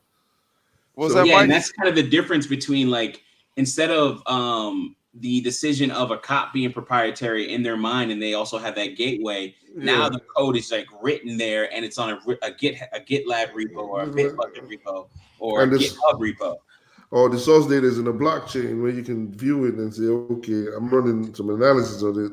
There's some bias in this bullshit. You're not just using this AI on me. Yeah, So, whitesupremacy.io. Damn. I mean, that's what it's coming down to. You know, real talk, so right? These that's algorithms ain't even like distinguishing like between like skin tones, fam. so What? No, I'm that's sorry. Wait, yeah. let me take that back. It is actually distinguishing between skin tone. Mm-hmm. That's what I meant to A say. channel for Reginald Petway is Tina Huang or Huang, sorry.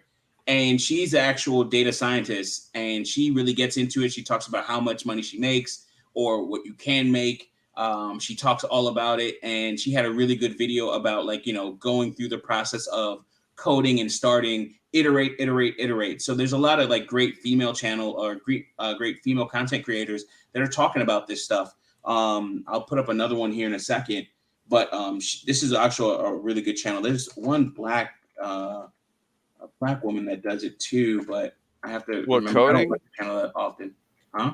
Coding? Code is that? You said coding? Tech channel. Yeah, I know. I think I know her. Yeah, there's Coder. She's more front end JavaScript, and she's fucking hilarious. Does this story sound? Good content altogether. I think I like her stuff too, and she's actually been featured on Code Camp.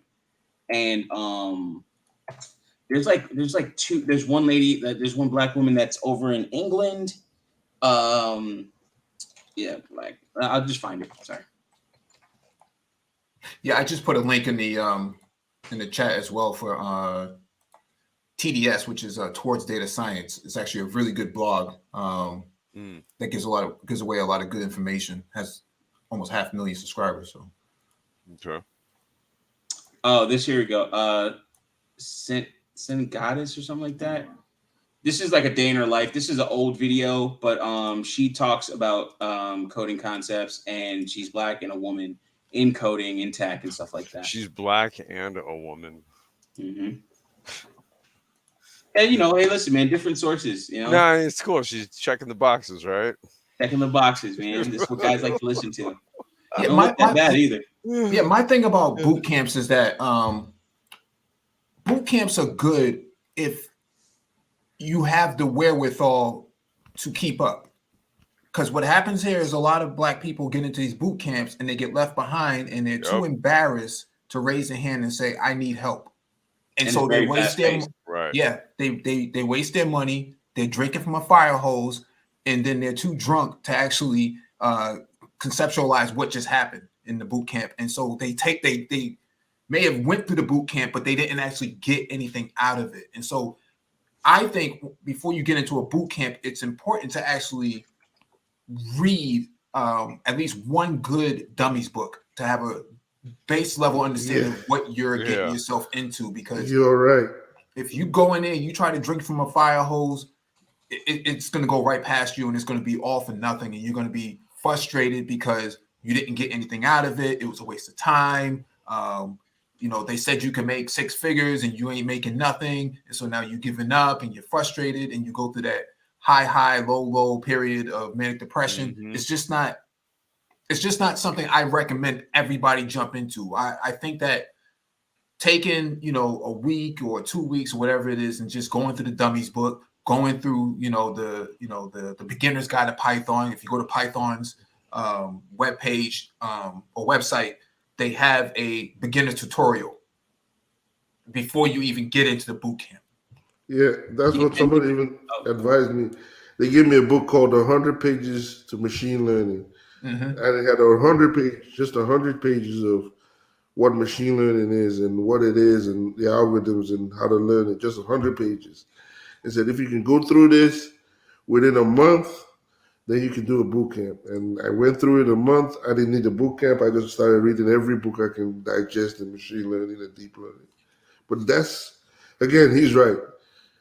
Dummy book, then from there, you can see if you enjoy it, then go from there.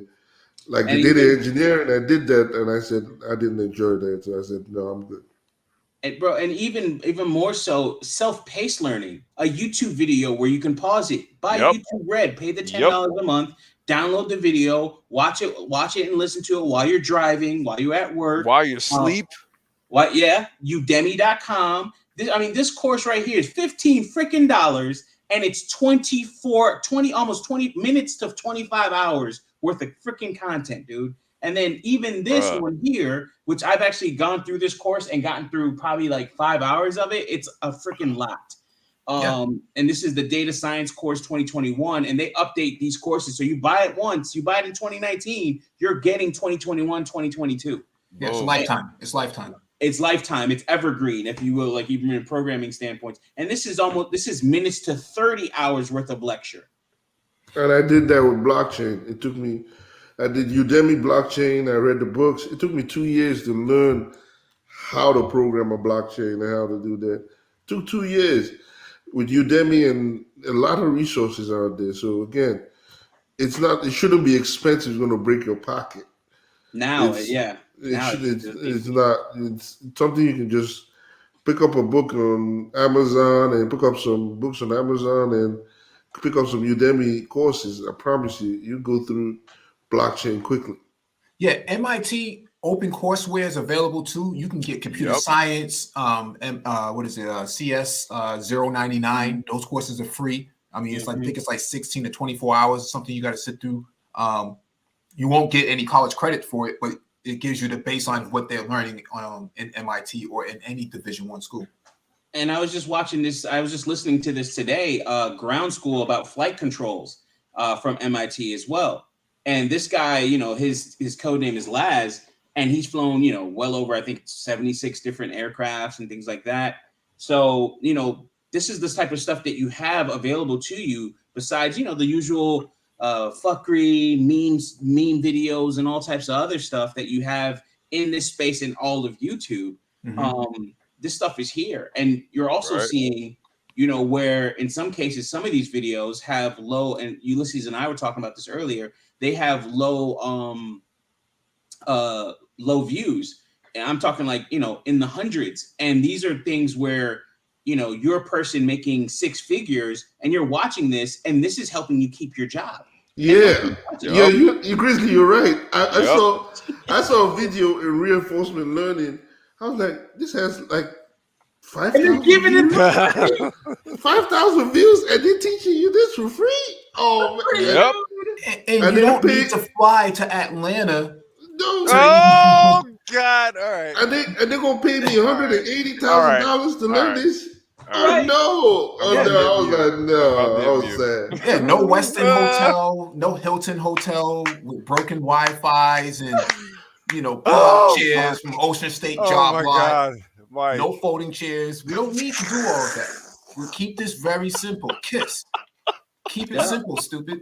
And honestly, even this guy here, Stefan Mishcook, like his channel, he's well known, very raspy voice talker, free code camp. Also, one thing is the Node.js developer meetup. Like literally, they do live streams of the guys that are writing the code. Like literally live. Yeah, like the actual, not even the code, sorry, the language that you use to make APIs and all types of other money and blah, blah, blah. And bro, it'll be 5 people in the live stream. Dude, what did I just ask you earlier today? Yeah. What's your rate? I think they simulcast. So sometimes they do broadcasts on Facebook and other platforms too. So I think most of their audience may be outside of YouTube, so to speak, right? Hey, real quick. Hey, Josh, what up, dude? What's going on, guys? I didn't want to interrupt y'all. No. I didn't want to be rude and not introduce you to the conversation, bro. What's going on with you, man? All right, and keep it techie is very important to this because he comes from the DB admin perspective, working with Oracle, right? Just Microsoft SQL. Oh, SQL. Sorry, SQL. Yeah. And so, can you speak to ETL, extract, transfer, and load? Oh yeah. I could definitely speak to that. And I hope my mic sounds, because I was sitting in the back. I was trying to adjust it, trying to get it right. But yeah, you good. Yeah, the ETL process is very important to understand and learn. And you guys kind of broke it all down. You know what I'm saying? It's not really much I can add to it, but I mean, Young Grizzly, laid it out. It's extract, transform and load, and I've done that and I've done different parts of it in different jobs. So the extraction portion, that's a lot of what I do as an administrator, or at least getting people to the data, the people that are going to use the data and create the application on top of it, or using the data. And so I've also worked in a job where I did a lot of the translation, or not translation, but the transform, where I was a data analyst, and that's a big market as well. If you look on these different job sites, job postings, data analyst is a big job that pays a good amount of money too, because basically you have to understand how to take that data and make it into a readable format for the system. Like a lot of times data, like when you look at an Excel spreadsheet sheet, a computer, you gotta understand how a computer reads the data in order to transform it into the right format, especially based on the application that you're putting it in. You know what I'm saying? Like a computer it's hard for it to read like an Excel spreadsheet that's like wide. And I'm just using that term just to make it simple for people. But you know how some data is like very long and wide, no, like wide to the right.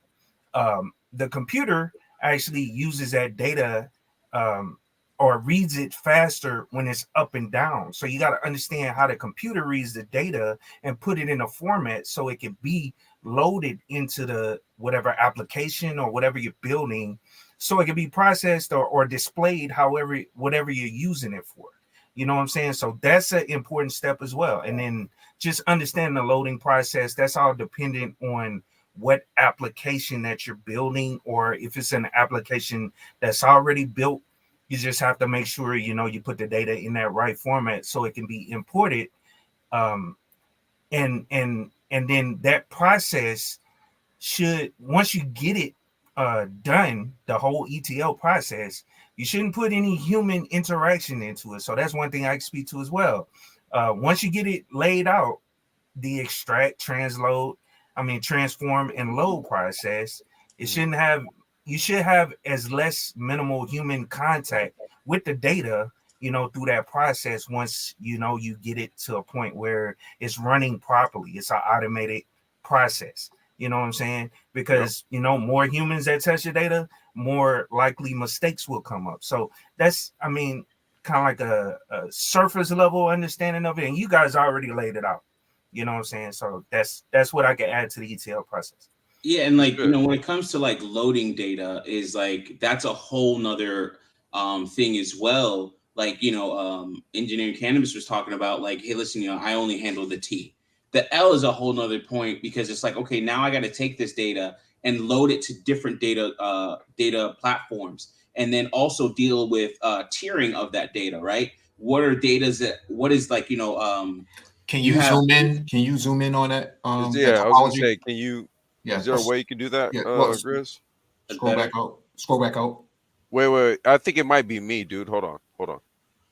What about now?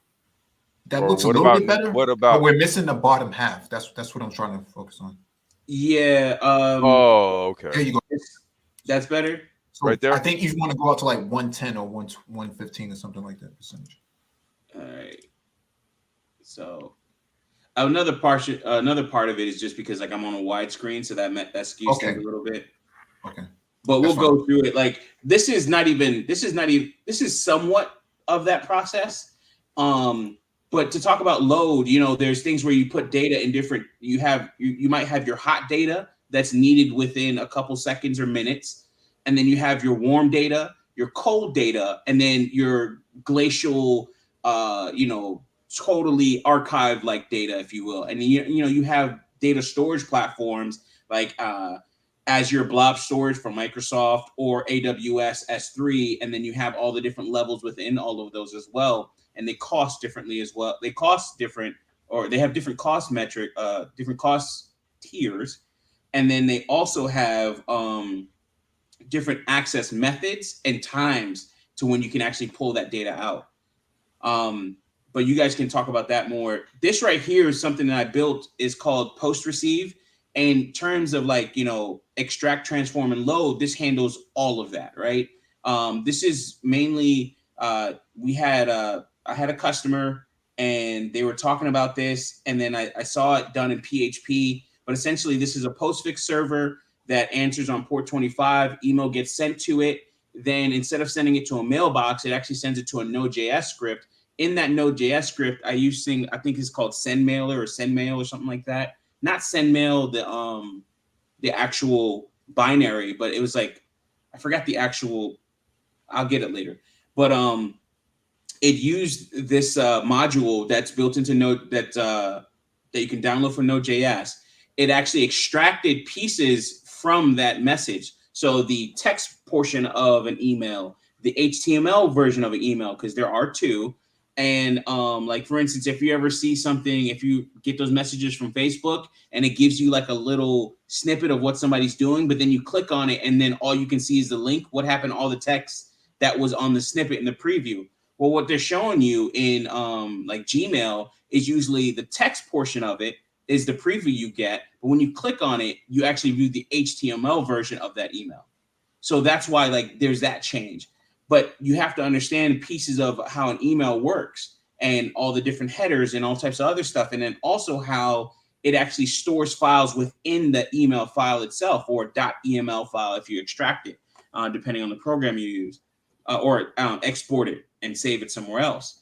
So something like this, it takes it from postfix, and then that's the extract portion. It sends it to wherever it needs to, extracts that data using a Node.js script, and then I can store the files, the PDF file, the Word file, or what have you, store that on a storage platform or a storage drive, NFS, Ceph cluster, or Amazon, S3 bucket, what have you, Azure Blob Storage. And then I can do further processing and then load that finally. And again, all these points are Node.js processing points. And then take that information and say, okay, it's stored here. And then what I write to my MongoDB is information about the message. So the all the text data in it, but then the portion of where it's like an attachment or something like that, it just says a reference point where it's actually stored on the server. So that's like, essentially, this is pieces of the ETL process. Here is the E portion of it. And then you start to do also, coupled within this is the transform portion of it here, and then goes off into the load. So some of these things get collapsed and some things are actually apart. So, I mean, that's a lot of what happens. I know I said a lot there, but and sorry for the horrible image. No, it's good. We can see it good. It's yeah, good. okay.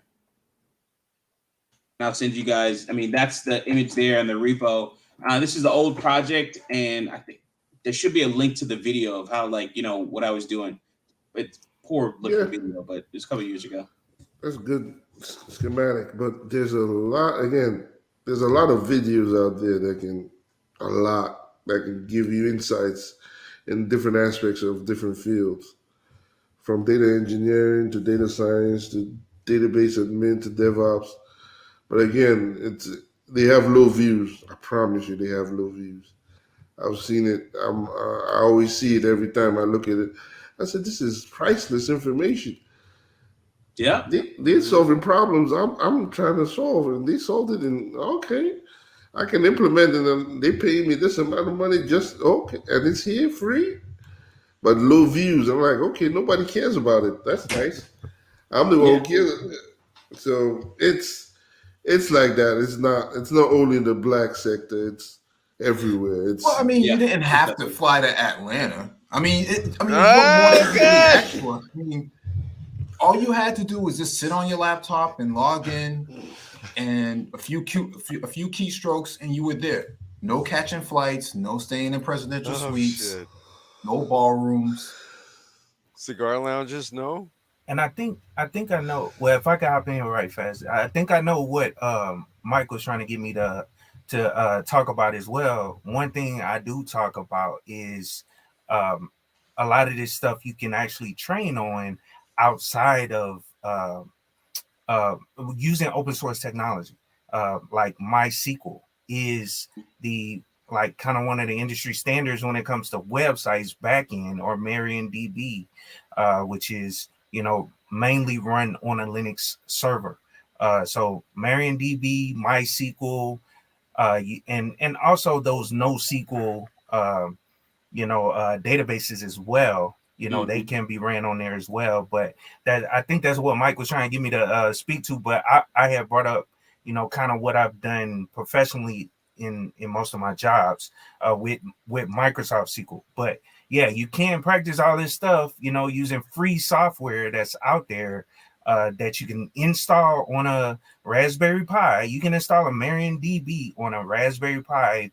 Cost you $35 to get that, you know what I'm saying, and practice how to actually use those databases, extracting data from it, MySQL dumps, all that, all the tools that are available with that database engine, you know what I'm saying, you can do there and get the experience, and it'll translate to other database engines. I think that's what you were trying to get me to say, huh, Mike? Or get me to bring up? No, you're hitting it right on the head. You're Okay. hitting it right on the head. Thank you. For sure. Oh, sorry, that Mike. Sorry. Yeah. And all this you can learn, and they will pay you good money for it, and you can learn it for free. I promise you, it's here for free. Listen, when I was on the continent last year engineering cannabis, I've met brothers from the Congo who didn't have any running water, no electricity. They found a way to learn Python in a hut. Okay, they were figuring it out. Okay, this brother, I'm telling you, these guys over there are hungry, and they are learning any and everything they can off of YouTube.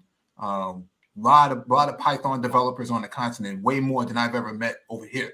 So, like Grizzly is saying, and like Engineering Cannabis is saying, a lot of this information is out there. A lot of guys are not taking advantage of it. A lot of people are not taking advantage of it. And they pay a lot of good money. I mean, real good money. I'm like, you need this. I know if I can teach someone to sit on YouTube in 6 months, you can learn it. You can make machine learning. You can make this much. But again, nobody's taking advantage. And they're looking for a lot of data scientists, a lot. To your point, Engineering Cannabis, I think they're not really looking for data scientists. I think they're looking for really good data engineers. I think there's a separation between the scientist, the engineer, and the analyst. And so they're looking for ML engineers, scientists. I mean, they're looking for everybody. I mean, I've seen banks. I've seen calling me everybody. They're looking for everybody. Mike V, can you expand on the differences between those? Because there are differences, and I want to understand it better as well. Yeah, they are.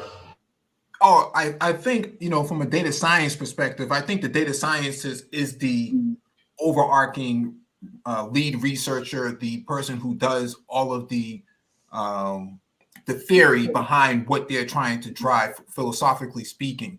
The engineer is the person who puts the mechanics behind it, and the analyst is the one who is delegated the work, such as the back end work that Engineering Cannabis is speaking from. And so I think many of these organizations, they say, I'm looking for data scientists. They really don't really understand that all you need is a really strong data engineer who can really lead off that ETL process, and some really good data analysts, interns, or entry-level people who can come in and fulfill that back end. And a lot of times they'll put these job descriptions out there saying, we need data scientists and we can't find enough of them. Yeah, well, the schools aren't graduating enough of them either. And I agree with you, because before you need a data scientist, you need an infrastructure to support the data scientist. The infrastructure engineers. The data engineer provides you that infrastructure. They give you the whole back end, the whole database system, that whole back end itself to transmit the data and all that. The data engineer does that. The data analyst makes sense of the data. What we do is use algorithm to make predictive analysis, use it to do facial recognition, Siri, all that, or object identification. Yes, you're right. We do the experimental side. But most companies now, what they need are data engineers to build that infrastructure so that I can tell Walmart when to open for Black Friday if it's profitable or not. So that's what they need right now, data engineers. So And when I come in, I can say, okay, Walmart is not profitable this Black Friday. PS5s aren't selling that much right now. But So that's where guys like Keep It Techie come in, and he fills that data generalist role, right? He has that sysadmin background, he has that networking background. He just needs to fulfill the infrastructure side from a generalist standpoint. He doesn't need to be an expert on all of yeah, these databases. He just needs to stand up this yeah, infrastructure. Yeah, and yeah. I remember hearing when that data scientist, when that word started coming around back in, what was that, 2015, 2014, somewhere in there. And it almost turned into, you know how they talk about cloud is a yeah, buzzword or buzzword. something. Well, yeah, that scientist, term has been thrown around. It's almost became a buzzword, but the engineer, you know what I'm saying, is really who sets up the infrastructure, like you guys are saying. So go ahead. It's I'm true. sorry. But That's when the you truth. talk about like data scientists, I always think of that. That's a professor that knows all of the different functions and algorithms and or Yeah, writes an algorithm on the board, yeah. and It's then the statistics. engineer converts that to code, and then the analyst uses that eventually. Oh, so Yes. yeah, there's some like so the data scientist, like what I do is I'm familiar with statistics, linear algebra, a lot of statistics, linear algebra, and a lot of math. So in order to be a good data scientist, you have to be good in math, real in-depth math. So again, knowing all the algorithms, knowing when to use the algorithms. But the data engineer, they do the backhand, the real work. They take the data, they sort the data, look at the data, say, okay, this is where the data is. Then sometimes I play a little bit data engineering role with cleaning and all that, and feature and extraction. But most of the data engineers are what they build that infrastructure. They build the infrastructure where they take that unknown data they create that system where you have all these unknown data. They extract that unknown data and say, okay, we need to build an infrastructure to house this unknown data and process this unknown data. Then we come in and say, okay, I have all this math. I want to make a prediction on how to use this data to predict how our sales will go, or I want to predict how whether next year is going to be a good year for you to sell this product, or I want to build a object identification algorithm that basically identify a disease, or an algorithm that can work in that basically all that using math. Then the DB but again they pay data engineers as much as they pay data scientists Yeah, and because they that's what I do was as going. much work. Oh, I'm sorry. And that's what I was going to add on to what you're saying. You're 100% right. And I didn't want to sound like I was downplaying the role of a data scientist. They are just as important in the process as well. They drive innovation at the end of the day.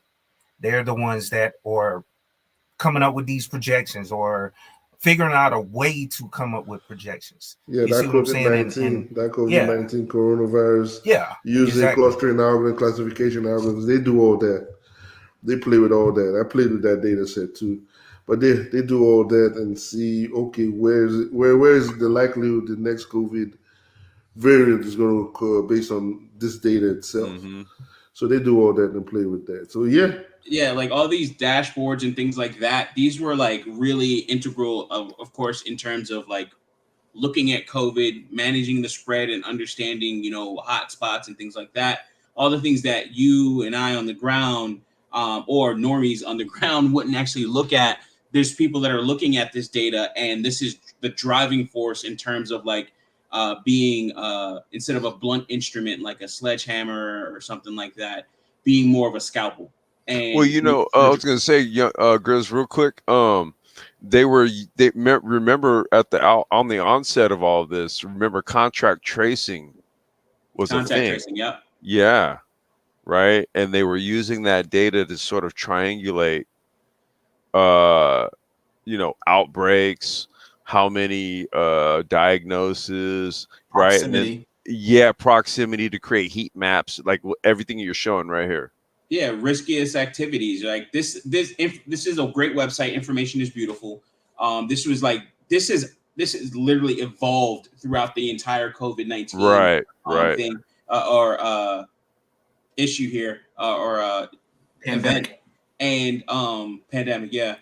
And one thing that's very interesting that I'm watching on this is riskiest activities. Church singing is very high risk, increases airborne viral spread. Whoa, Especially like that's crazy, dude! They broke it down to like activity. Yeah, they break it down. There's They a know lot by of data. location. Shit. They know by location where you are, right? Well, no, So I'm saying this is a far cry from like I'm saying. Remember, Yeah. contact tracing was very rudimentary.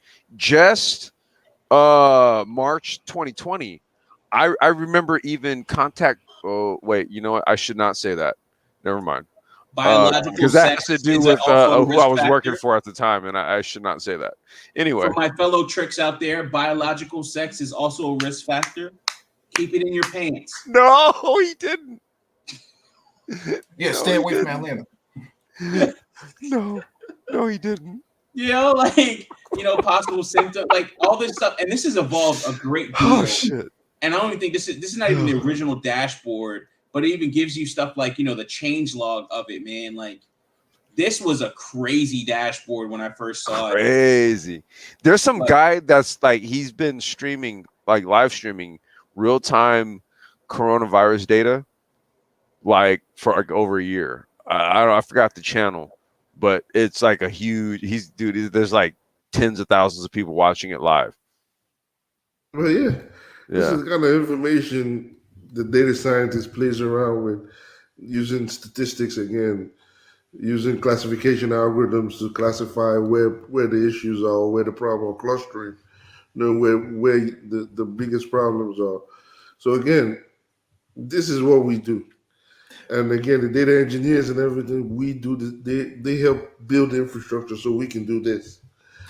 Yeah, So, I mean, data is oil, right? And data is oil, yeah. Yeah. So at the beginning based on this the site that Young Grizzly has pulled up, before they were doing the traditional mining way of extracting oil out of the ground. Now they're fracking, right? They're at the point of just fracking. Yep.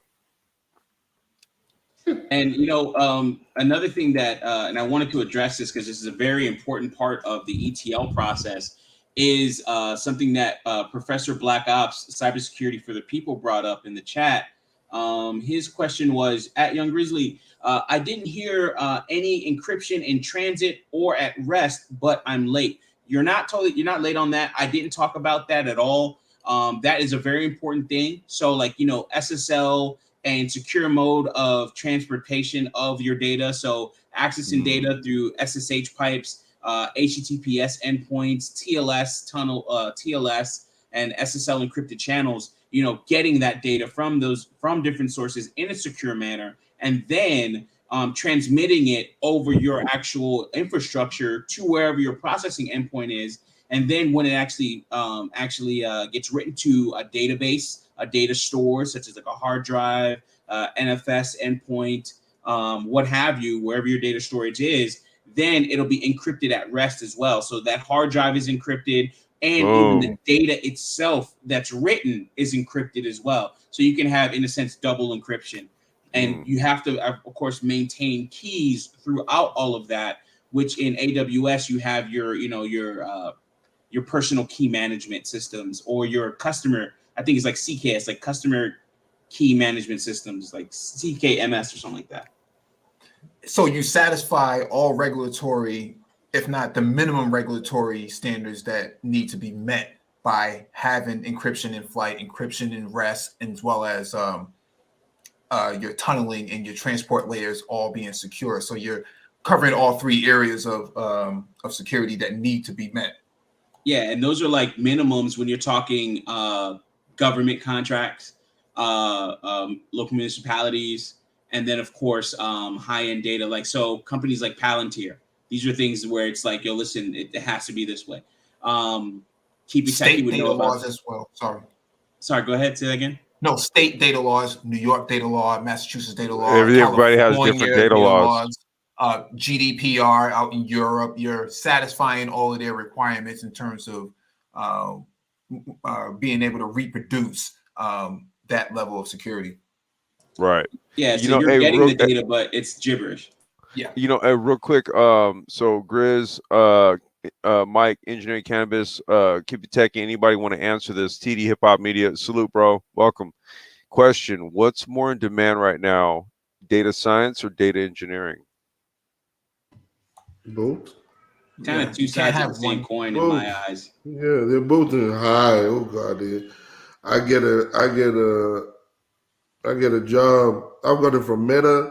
I got like 3 calls from Meta, 2 from Facebook, and again, Meta and Facebook apparently are different now.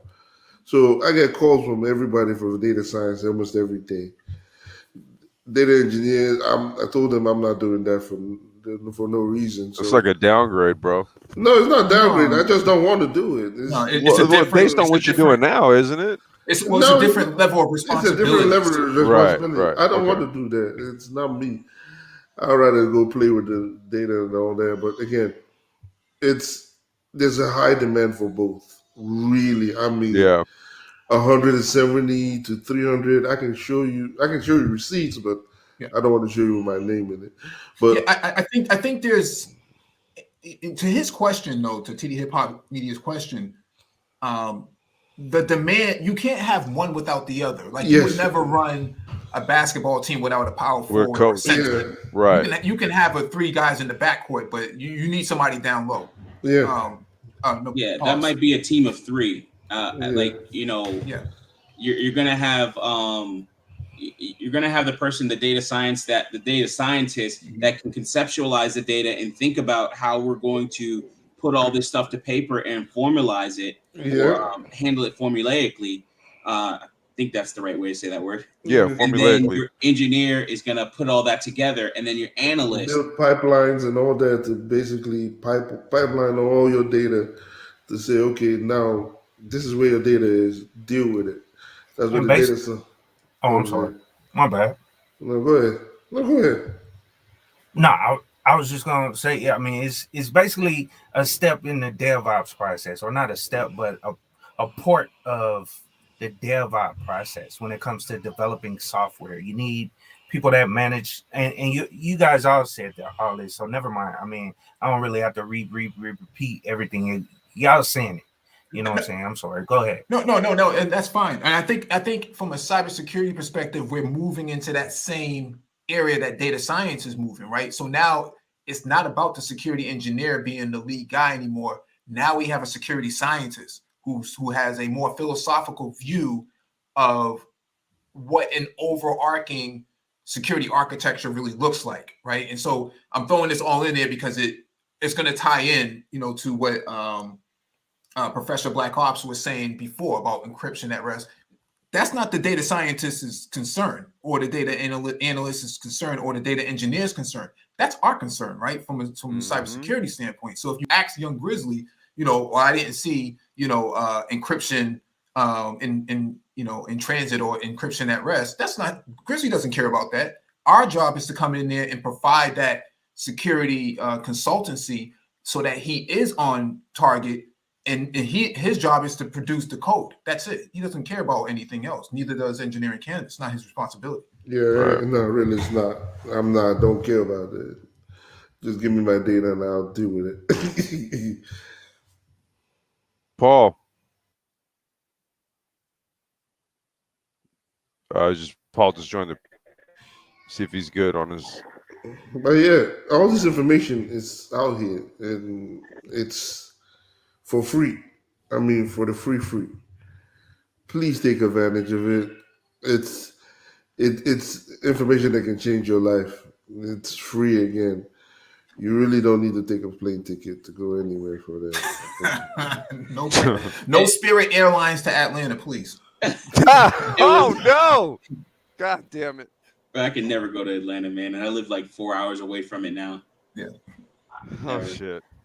But you know, in terms of even like, you know, along with data sciences, we're even looking at things like, okay, visualization of data, because that's like the easiest, best way to digest data is not just looking at a report, but visualizing that report. Now I can look at, you know, coronavirus riskiest activities, and then I could say, oh, okay, I can go play tennis, right? But y'all That's play, where that's where but the yeah, data No, we're analyst not. comes. I That's where could. the data analyst comes in. No, we're not. Yeah, like that's the data analyst part. But even so, even more so, you know, it's like that person that actually this also is another industry where if you're a web designer, now I can, like, you know, put a website together or a page together that has all of this stuff. And then now you're a front end developer and you're like, okay, well, these are my dashboards. This is how I'm going to make everything look. This is how I'm going to make things move through it. These are all the things that I have to do to interact with that data and how I can interact with that data. Like, this whole project is to where I can actually zoom in on a map and start drawing lines around a property, and then it should automatically calculate all the waypoints to mow the lawn Is within this that this is property. the application you were telling me about earlier, right here? Yeah, this is the Is it? front end. I'm just doing the mock-up. Nothing Okay. works. But this Okay. is just like, okay, this is made to be and we'll get back to it because this is such a great vein Yeah. Go ahead. Go in ahead. this conversation. But this is just a front end. So this is made to be a full screen application on your phone or what have you. And you're supposed to be able to go into this, and I can start the lawnmower, stop the lawnmower. These are your fast access controls. And then actually go to here to your controls. And eventually I'll have this where it says, like, you know, up, down, left, right, and things like that, controlling the mower. And then this will be a status page that says, okay, this is the system health and all this other stuff, so on and so forth. But it's like, you know, getting into all of this,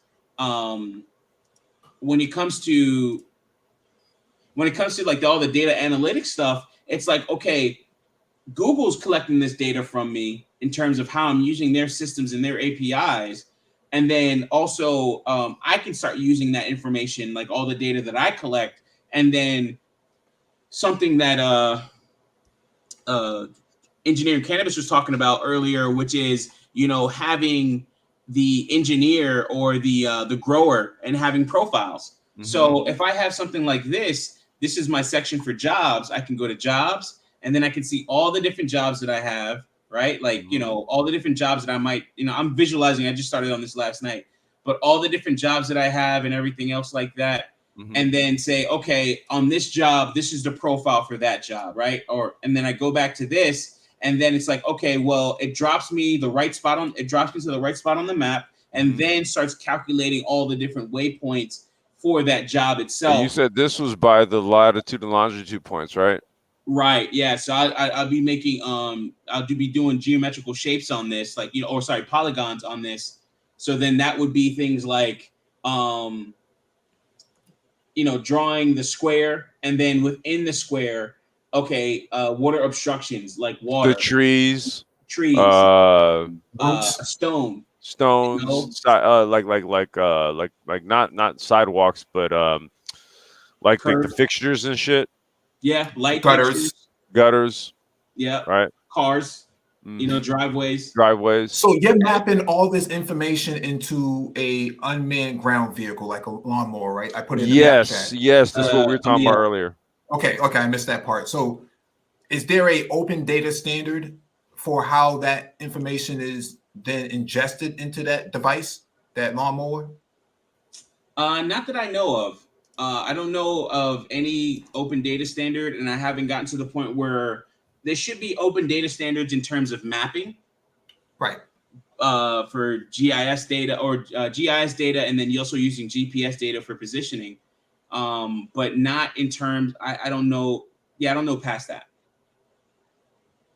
So this is me, like, you know, I have this big old box there in my little workshop pump house here on my property, and I'm just testing out the fitting of this box on an actual zero-turn lawnmower at Lowe's. And it's like, okay, how can this fit on there? What can I actually store in there? And this is all part of the prototyping process. I take a toolbox and I made sure to sanitize this. This is not going to be any like lewd pictures in there, thankfully, because I'm a collector. What's the purpose of the toolbox? So the toolbox is my prototyping platform. No, right? that's what he's building the prototype in right there. Right. So like I have the battery tray right here, the MPPT controller or the solar charge controller, which uses MPPT to charge, from solar panels. And this is like how I'm mounting my DIN rails. So I can easily come in and out of this. I can transport this and do all types of other stuff. And as I go on, you start to see where it gets filled out. I'm taking more pictures of lawnmowers, working with, a solar panel, right? And then what's the wattage on it? I think it's 100 watt. It's one of the Renogy solar panels, 100 watts. The battery is 12 volt, 35 amp hours. And then at one point in the whole thing, I had like a bigger MPPT. Sorry, this is a little bit smaller. I had a bigger MPPT, I keep on saying that. A solar charger, a larger solar charger. Mm-hmm. There's different types. There's PWM and MPPT. MPPT is just get an MPPT. It's a lot better and it gives you better performance in terms and lifespan of your battery. Inverters and how can I fit all of this and what I don't need? Sorry, go ahead. No. I was just agreeing with you because remember we was talking earlier this morning, and I was telling you that like once you complete this, I would want to get like I would want to get like a commercial application that has IoT on it, where it's just a simple API integration. Remember we were talking about that earlier, right? Right. Yeah, like once you build your not AI, but your API. Yes.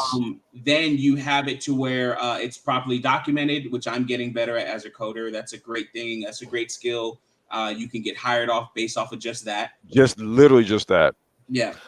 I asked you this. What did I ask you this morning? Are you up for just side jobs? Well, the thing that I would be, interested in is how do you monetize like the size of a golf course, right? Golf course has 18 acres, whatever it is, and you have these automated, unmanned grounded vehicles going around, and automatically cutting the grass. He was talking about this morning, Mike. Yeah.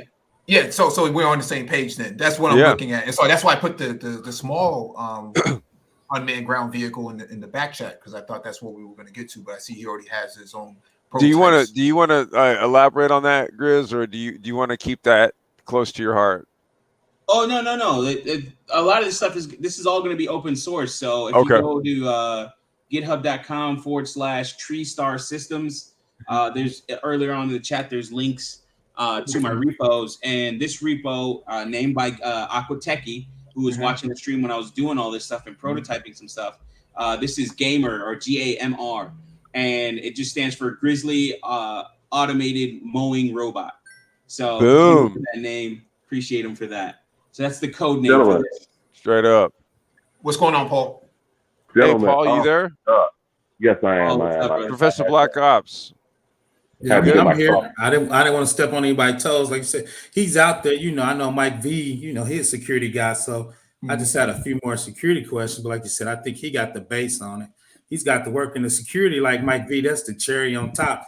I just don't want my man to actually mow over somebody and get sued. So we'll make sure nobody hack the vehicle and start chasing the golfers. So, so I'm trying to look out for my man. I see he doing big things, and I love coding. So somebody pulls their phone out. Somebody pulls their phone out, and they want to like affect somebody's shot. Yeah. So me and Mike V gonna make sure nobody hack it and start chasing the golfers. Yeah. Agrees. We don't want my man to get sued with the open source. Well, that's kind of the hard part about it, right? Releasing this software and putting it out there. You put your warranty saying, "Hey, listen, things are as is." But even with that, there's still a vector that you can be attacked by. Right. You got a lawyer on staff? Got to. No, not personally. No. That's where we have to automate the lawyer. Okay, so now you use platforms like Lemonade, which is an AI insurance agency. Yeah, or like what was that? Not Zoom, but it used to be what was that? What was that? What was that service that you use? Like something legal? LegalZoom. Okay, yeah, okay. It's way more automated than it used to be because I used to use them all the time. Yeah, I mean, because after a while, kind of like what we were talking about earlier, you start getting the data and you start seeing how all these lawyers are answering. And then after a while, you just start giving them the answer because the lawyer's like, why even bother the What lawyer? were you guys just talking about earlier? Like if you ask 10 growers, what do they do to solve a problem, right? Ask 10 lawyers. Well, the thing is, now you're talking chatbots, right? Now you're talking chatbots. Yeah. You're having these chatbots feed you information back and forth and interact in real time.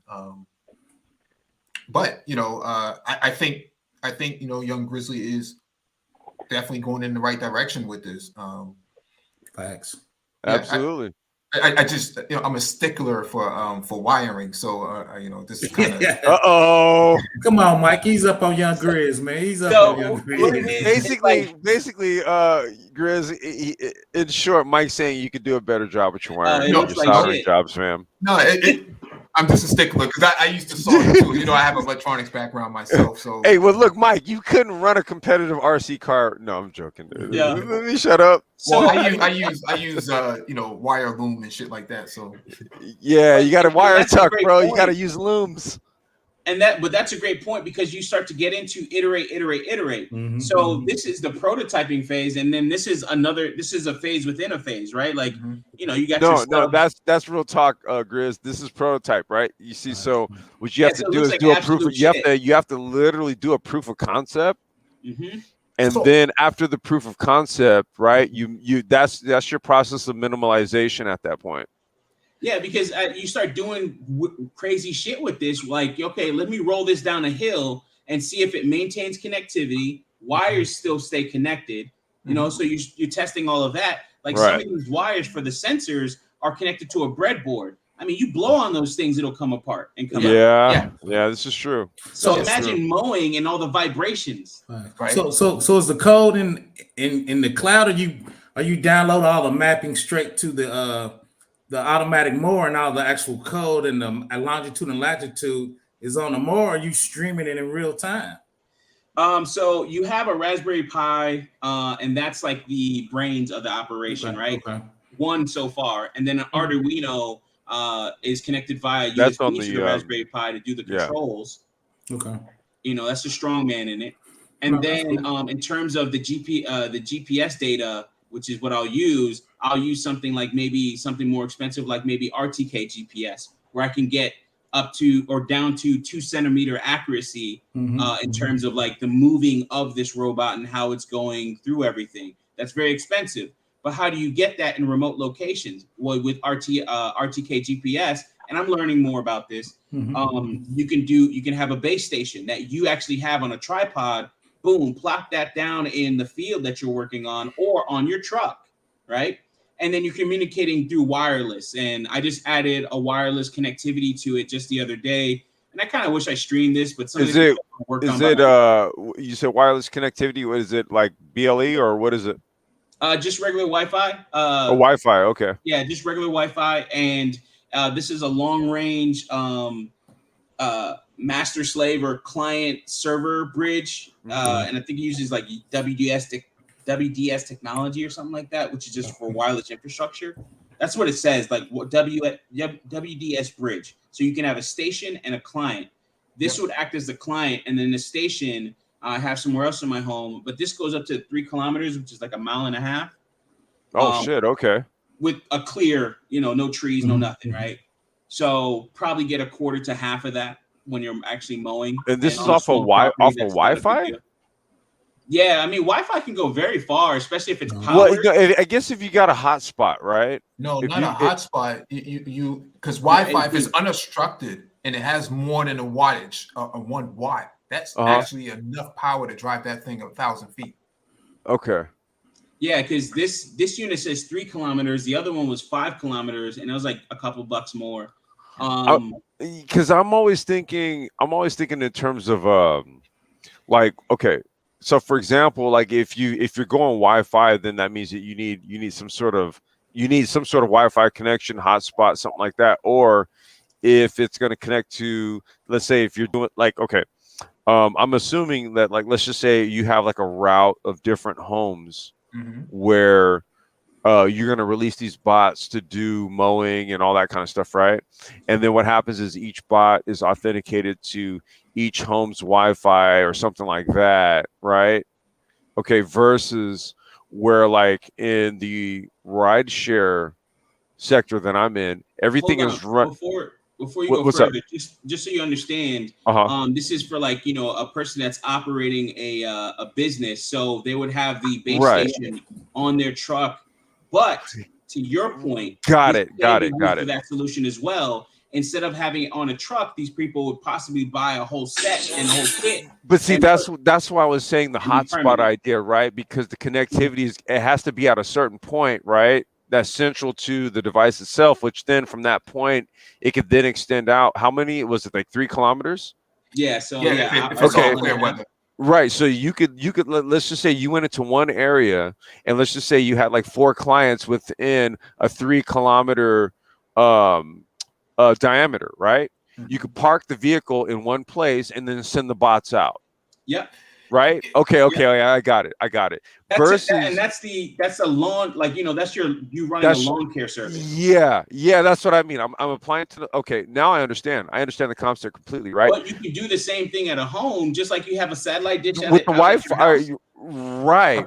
But what I'm saying is, yeah, as soon as you said Wi-Fi, though, right? But see, let's just say if I'm doing like what I do with the micromobility stuff, right? So all the IoT boards have a SIM card on them that connect to cellular data. Yeah. Right. Yeah. So I'm running off of a different platform. You're talking Wi-Fi. I'm talking cellular. Okay, got it. Well, also with that though, you're doing cellular, and you're talking about the triangulation, I guess, or finding the position using global positioning. Yeah. Mobile positioning. Okay, there. The triangulation thing is the shit you hear in movies. I don't freaking know, so that's why. The thing here is that cellular positioning is going to be always off by a certain amount of meters. Whereas with Wi-Fi, you're going to get a lot more closer to the proximity than not. And so so you would use cellular, then Wi-Fi would be more precise, then GPS, then RTK GPS. Yep. Right. Wait. Say that again. Say that again. So cellular, which will you do it based off of the distance from a tower or multiple towers in the area. But if you don't have that, you use Wi-Fi even, which is like the distance between you and that wireless access point. Yeah, you can measure it, but I never hear much about that. But it's a little bit more precise, especially if it's stationary. Then GPS, so you're using all your GPS satellites in the air, and then you can even use RTK GPS, where you actually have like the form of RTK GPS that I'm thinking about is where you just have like a tripod, and then you have the transmitter on top of it, and then it just sits there, and then it's just basically it's like an anchor point, right? Exactly, because now you're measuring between. Now it's a shorter distance. Now you're not using a satellite. You're using this as a base station that's terrestrial, and you're saying, oh, okay, I'm this far away from it, this far away from it, this far away from it, and you're moving around that. I'm gonna have to step away because I'm gonna have to go get some food together for my daughter. She's like doing her thing, so I'm gonna go step away. I'll let you guys have it for a few. But let me ask you something. Does mesh networks play a part in this as well? I think it can. Yeah, you would have to have some form of. It depends on how many devices you're gonna have. If it's just one device, you don't have to have a mesh network. But if you're gonna have multiple devices, you want some form of mesh network, right? And so if you're using, let's take football fields, baseball diamonds, and another obscure, sort of area that they need to cover at the same time. These things might be in proximity to each other, but you can only have one device going at a time. Or if you have multiple devices on the field, your mesh network needs to be able to communicate with those multiple different properties, right? Yeah. The football field, the baseball diamond, and whatever property that you're trying to cover at the same time, so that you can leave these devices to actually go do what they need to do. Right. I think having sensors in the ground helps the devices navigate their way around so you're not relying on GPS, right? Because so you're talking about offloading some of the processing here. you want to minimize the amount of data that needs to be calculated and generated. The less that it has to calculate and generate, the better off it's going to be, because it can do more things at at a lower processing rate. Okay. Hey, I'm gonna step away for a minute. Y'all got it. Y'all got it. And sorry for the noise, guys. I had like a floor heater on. Also, to Mike V's point, you're starting to look at things like if you have those base stations or something that is at the that's a actual stationary point, then it's easier to measure distance because that thing is always there. Like the North Star, it helps you with direction and stuff like that. So this is like using the Google Maps, and this is kind of what I want to do. This is like a property in my area. And, if you have with Google Maps, you can say, okay, if you right click, you can measure distance. So then it'll put a point there, and then you can boom, start making polygons. And then I'm going to measure this. And then you connect the dots. Yeah, when you connect the dots, now you're looking at, you can actually get the square footage. And then with the square footage, now you can start saying, okay, it takes up this much space. And then maybe you can put, I think you can do like directions from here. You can add a marker usually, like right here, for instance. We'll just use that. So you can add a marker. Now, this is, these lawnmowers and stuff, there's people that are already doing it. Sorry. There's people that are already doing it. There's a lot of people that are already doing it. And there's projects like Ardu Pilot, using Arduinos to pilot drones. And they're using that along with Google Maps and other API or other mapping APIs to actually draw all of these, draw all the different waypoints based off of the size of your lawnmower, the cutting size and everything, and how long it's going to take to do all of this stuff, and going through it. So, I mean, there's a lot to it, and there's a lot of things that I'm discovering still.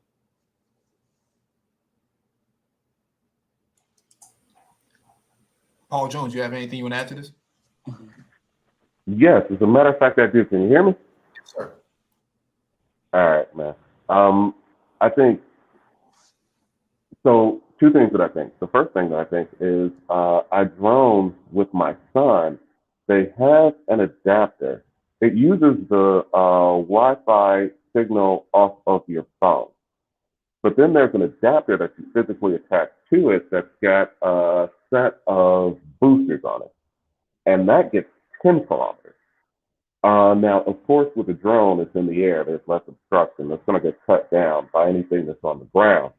But no, I mean, I think it's, these are $1 million ideas in a crib, man. Like, it's really funny to watch this stuff happen, man. It's really funny to watch this stuff happen. But I tell you what, the way that I look at it is this. Take a step back. I think that the open source angle is absolutely crucial because just like all of the versions of Linux that have been developed over the past 2 decades, you can write great code by yourself. You can write unbelievably excellent world-class code with help. So I think the open source point, I think growing the community is also crucial, right? Because you got to have people that have the same experience and that have similar values to you in the game. Very passionate about this type of stuff, man. But like, no, this is a development. This is a track. This is what it always looks like, man, when people are getting ready to come up.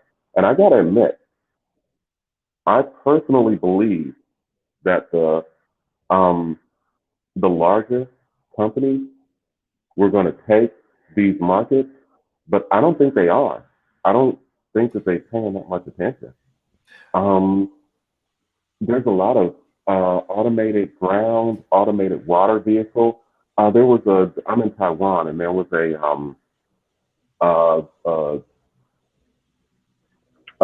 show, or one of those meetings where all of the development companies come together and they have their booths and their technologies and have an award winner and all this other stuff like that. There were a couple that were doing like automated water vehicles, automated ground vehicles, The one that was doing unmanned water vehicles. The one that was doing unmanned water vehicles had just gotten a contract with a mining concern to inspect, because all you really have to do is build an algorithm into these water vehicles that recognizes like extreme changes in temperature and or color underwater, and that's going to indicate some form of leak. So like, no, man, like the small businesses are going to come and take this stuff. You would think that Honda and GM and Toyota would be like just eating this up, but they're not. They're not paying attention. It's amazing that they're not, but they're just not. They may not see any return on investment at this point, right? Because they're so spread across different areas of technologies that they're like, well, we don't see the return on investment immediately on here, because we're hemorrhaging because we can't really get enough chips for our vehicles as it stands, so we don't really want to overextend ourselves, from a prototype standpoint. But I get what you're saying, though. I do think that the little guys like us at the ground level are the ones who have the bandwidth to play with and take risk at that level, but they may not be interested in taking risk at the higher level. And so that's why they come in and they do SPACs, right? They come in and do the acquisition for a startup. I got to tell you, man, like over the past year, about year and a half, maybe as much, like I've been doing more investing and into more investing. And man, let me tell you something. SPACs, they could be the most beautiful thing. They could be the most horrible thing, man. Like it's how you always hear that stuff in those commercials. Always do your own investigation. Always do your own research. By God, man, always do your own research with facts, because sometimes it is a genius like a Shema Hapatia, however you pronounce that guy's name, backdooring a very good idea in the S&P 500. Sometimes it's people just like got some hot garbage, man, trying to unload it on somebody and then run away. So I think to your point, I think we're in this like third .com boom, right? Instead of websites, we're talking about unmanned vehicles, and everybody's kind of experimenting around all of this with blockchain and on fourth industrialization. And I think we're at less failure rate than what happened in 2000 when you had this big burst. And maybe Professor Black Ops can probably agree. He's a little bit older. He may know and have some experience in that area, and maybe Nagone as well. But you're probably seeing less failures now because it's all the technology has been tried and true. Everybody has a pretty good perspective as to whether or not this is going to fail, and we know that now. You can go buy the parts off the shelf. Before, it would have cost you hundreds of thousands of dollars to get a robotic arm that they use in GM or Ford or Chrysler to put cars together, a cobot. Now you can get a cobot for less than 20 grand. No, that's true. Like you said, it's a lot of stuff's off the shelf. A lot of stuff's open source. A lot of people are doing different prototypes, so you can go grab pieces of other people's code and putting them together. Because you see, like he's saying, he's showing other prototypes, that's similar. So it's like you said, the risk is a lot less. Yeah, and another big thing is the revolution that was spurred on by companies like Google, YouTube, even starting out of the garage with off-the-shelf regular consumer parts. And then what they did mainly, like one thing I was just going through is I wanted to use high power fans, right? Like I got 5,000 RPM fans. Those things go, they freaking go, and they're going to suck your battery dry. But what if I use high powered fans for shorter periods of time? Controlling the fans more efficiently, things like that. I think I still probably go down to maybe a 1,500 or a 3,000 RPM fan.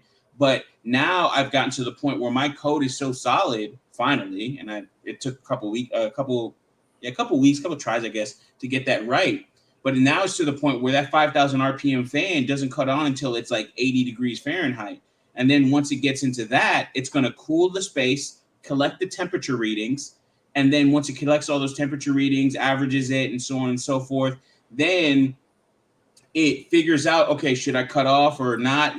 Doing this thing, doing the same process of checking the temperature on an interval, and depending on what the temperature is at that point, keep the fan on or shut it off, and doing this every 10 seconds, but doing this for the life cycle of the entire process, and then building things in that to make sure there's checks and balances. Another thing is like battery monitoring and stuff like that. And then, all the Wi-Fi stuff too, like the Wi-Fi access points or the bridge units that I have, they're just 2 pairs. And I mean, they can act in either. They can both be in AP mode and client mode. But those 2 devices, they're so simple. And it's kind of crazy because when you log into them first time, it's all in Chinese. But they're so simple where you can actually just put in using HTTP basic authentication. So that means putting your username and password in. So it's just and it's no HTTPS at all. That's fine. Like you said, we prototyping. I understand. We prototyping. We just got to tighten that up later. So it's using HTTP basic auth, and it's getting that information. Like I was able to like look at the code and be like, okay, well, it's using basic auth, and it's like I go into the dev tools for Google Chrome, and then I start to see, okay, what is it calling every couple seconds, right? And then there's a status page. Then okay, cool. I query that status page using HTTP basic auth, and it literally is just it uses a get request. So that's the actual verb or method that it's using to get information. And then once it's doing that, it just gives me a nice fat JSON object.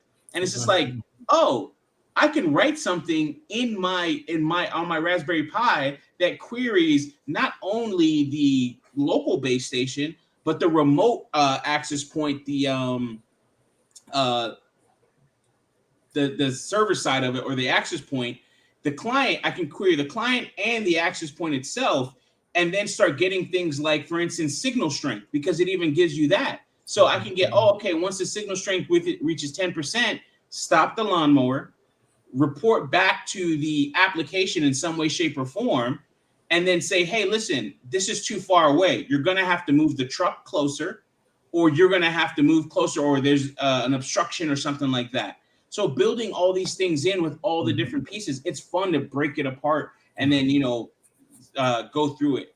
It's a lot. Right. Like for my part, like you said, that's the physical security, right? Like some of it's going to be software, but like you said, what are the physical security checks you need to make sure, like you said, you got strength, or maybe Google goes down, like, AWS went down. So if he has no signal, right, you need to shut it down so we ain't running over golfers, right? So well, if it's autonomous, Professor, it has a optics camera on there that can give it insight as to what kind of objects it's going to run into and how far it should go and what kind of maneuvers it should do, right? Should I do a figure 8? Should I do a U-turn, so on and so forth? Right. But Mike, I'm old, so I'm already went in. Somebody that hacked it and threw the optics off of the measurement, right? So somebody's trying to sue my man, Young Grizzly. So we got to make sure if we think it's off or the power's off, we have that extra layer of checks in there for that specific thing. But when these checks out basic off and that extra security. So in my mind, if I'm hacking it, what can I do to hack it, right? To mess it up? Then we got to help Grizzly put something in there to stop those type of hacks. So you're right. You're 100% right, Mike Vito, but you're 100% right. Securing the wireless connection, right. Hiding the SSD as a way of obfuscating things, but obfuscation is not security, right? Right, so that's a baby step. You keep the kitty scripts out, so that's phase 1. That's do all of them layers on top. The more layers you have, the better. So exactly, and then also what happens if somebody, the optic, the actual visual sensors of it all, how does that work? What happens if you're not getting any data from it? Well, if you're not getting any data from it, shut down. Right. Or maybe you're getting fed BS data, WPA3. That's a new standard that's out there, or going to be the latest standard in terms of WPA, using that. But then, what if your device is a dumb device And now a dumb device is WPA2. But, back in the day, WEP, freaking WEP. Oh, God. The longest key ever, Right. So you still have some devices that talk that. I actually teach cybersecurity, so I know all of those because that's been hacked for years, the WPA. So right. Nagone, what's up, brother? Hey guys, hey man, what's going on, man? You guys are fucking killing it. I'm sorry to drop the F-bomb here, but you're right on the money. We haven't had these kind of conversations on the Black Brain Trust in a minute. Can you guys hear me good? Can you guys hear me? Mm-hmm. Oh, hey, you guys okay, pretty good. Yeah. All right. You guys hitting right on. I just kind of wanted to go over I just I had some recs going on. I have a lot of people asking me about certain kinds of things in the industry and whether or not you have to have experience with various types of projects or various types of technology. So forth. And you guys are killing it right here. So I'm not that I was a little open as to those who were who were coming into this technology, learning this technology, who were getting a good technology background as to people are kind of. I was just about to tell him he's breaking up. I think he dropped out. He dropped off. I think he's holding down your Wi-Fi there, bro. Apologize. Yeah. You need to upgrade. No, I'm just playing. Upgrade. Yeah, but like you said, Miguel's probably like deep in Brazil somewhere, like trying to like romance the draws off of somebody. But like I said, if you need any security help, man, just reach out. I'd love to add to it. And like you said, basically I've moved at the public and private key. Like I was trying to think about the security of a mesh network.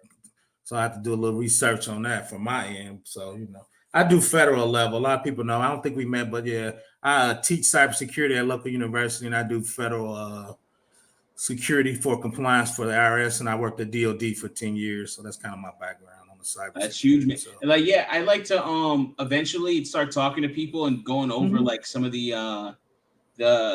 small bits of it. And also eventually, like, talking to people that are like, quote unquote, hackers, right? Where they can look at it and start finding vulnerabilities in not only the code, but the connection, the process. A bug bounty. Yeah. Even putting something like a bug bounty out there. It's easy. I just challenged 3 dudes on the manosphere that red hat guy. I'm sleepy. Red team guys from hacking and penetration testing. So I just challenged 3 guys because I'm going to set something on AWS. So I told them blue team, but it's red team. If I lose, lunch on me. So dudes love to come out and show their skills. I told them my skills versus their skills. So I challenged Kenny Conjo, Alpha Cyber, and Gabe A. What? You mean Kirigakure Jones or? No, Kenny Conjo. He's overseas somewhere. I think Mike B knows. Yeah, I know Gabe A's stuff. Yeah, that's my dude because he always teases me because he's on the commercial federal side and I'm on the government federal side. So I told him I'm challenging him personally and I'm taking it personal if he can get in my stuff. So yeah, I just actually had a conversation on my channel with Dan Tuku, and that was a really good conversation talking about the 12-factor application process or the 12-factor app. I forgot what that. Hold on, it's the 12-factor in the back. Oh, okay, that's the okay, yeah. So I just never heard it called the 12 factors, but go ahead. I know each one of those, but go ahead. Yeah, so going through all these different things here, and then also that builds the foundation, or that's the building block foundation for building a better application, and also making that application secure and extensible, so more people can add on to it and even take things out pretty easily without breaking the entire stack. Which my code is very it's childlike. I do some semi-intermediate to advanced stuff, if you will, depending on who's looking at it. But then with that, it's like, okay, there's so much that I'm missing, and I'm trying to solve that in terms of jobs and interacting with more people. No, that's a good way. And too, that's how you learn too, by interacting. But I like child code. Sometimes I work with PhDs. I think they make their stuff complicated because they're a PhD, and I'm like, dude, this shit ain't gonna never scale, right? Yeah, so scaling is such a huge thing that we don't think about. Where we're looking at stuff, and it's like, okay, you have that mesh between scaling and security, and you're like, okay, well, do I want this to be secure or do I want this to scale? You can have both. You can. That's how I make my money. That's why I eat well. You can have both, but that's when your skills show, man. You need security, but you need the right amount of security, all right? Some people put extra security you don't need that's gonna stop your scaling, right? So the question is like, so the question I get sometimes is hard coding versus making it dynamic. I personally like to make it dynamic, but in some cases, especially during testing and first phase of stuff, you're doing all hard coding, like depending on URLs. Hey, you guys, wait, hold on 1 second. Because I went on hiatus for a while and I didn't renew the StreamYard thing, so I can only limit to 6. Can I drop down and bring the Gon up? Because he wanted to go over a rec. Yeah, you can. Okay, all right, hold on. Let me do that. See, this is why you guys support the Brain Trust. So Facts. This doesn't happen. So we can have like 20 people in this stream talking mad computer shit. Now I got a new platform I'm going to be using, so it'll be much different, like a conference. Still supported though. Yeah. Hey, can you guys hear me? We can hear you. Yeah. You were working out a little bit last time, so stay still or get them Brazilian women off you. Man, I ain't fucking with the Brazilian women right now. There's always time for that, but that ain't today. Hold on 1 second. Hopefully you guys can hear me. I was on. It looked like things were going pretty good there for a second, but hopefully you guys can hear me now. You had a rec for cannabis that you want to go over? Yeah. I would, because really, I know a lot of people are saying, hey, you got to have certain kind of skills to get into, software engineering and so forth. And I got an engineering position. So for an engineering position right now with a company that basically is a data-driven industrial marketing solutions company, and at the end, but they're in the engineering field, and we currently right now are looking for a software engineer. And basically, what we're really looking for is someone who, if you've got a passion, what it says is really, you don't have to know how to code everything. You have to love to know how to code. You have to love coding. But you really have to have an experience, a desire to pick up a lot of new information. And if like object-oriented programming, relational database design, web application development, and basically you're not afraid to roll up your sleeves and troubleshoot, debug code, and so forth. You're in. We're looking for people who have various levels of experience, even people who are kind of new to the game. So there's not one technology, that. And this company has very much of a startup, if you will, type of a mentality. So it's not like we're looking for people who are, who come out of a certain background and have this and have that. We're really looking for people who, who are proficient kind of at writing, awesome applications, and you could have done some of that in school, and now you're coming out to work, and you can at least, show that or prove that to a level. Hey, man. They're going to bring you on and help you to really pick up and learn a lot more. Looking for people who can really learn. And this is this is something very key that they said here. When we start talking about a technology stack, okay, here we're going to speak about what you're going to be looking for, but it's not specifically, how would I say, limited to that. So when they say, with below, this represents the majority of our technology stack, our team is regularly investigating and implementing new languages and technologies. So as long as you're willing to learn and be proficient in object-oriented programming, it's not necessary to be familiar with all the technologies listed below. And we're going to talk about, and that's why I said if engineering cannabis was here, some of the other guys were here, you can kind of look and explain some of these technologies, such as, you have Java, Kotlin, C#, JavaScript, Python, very key, Cold Fusion, Elasticsearch, okay, Logstash, if guys are somewhat familiar with that. Cabana.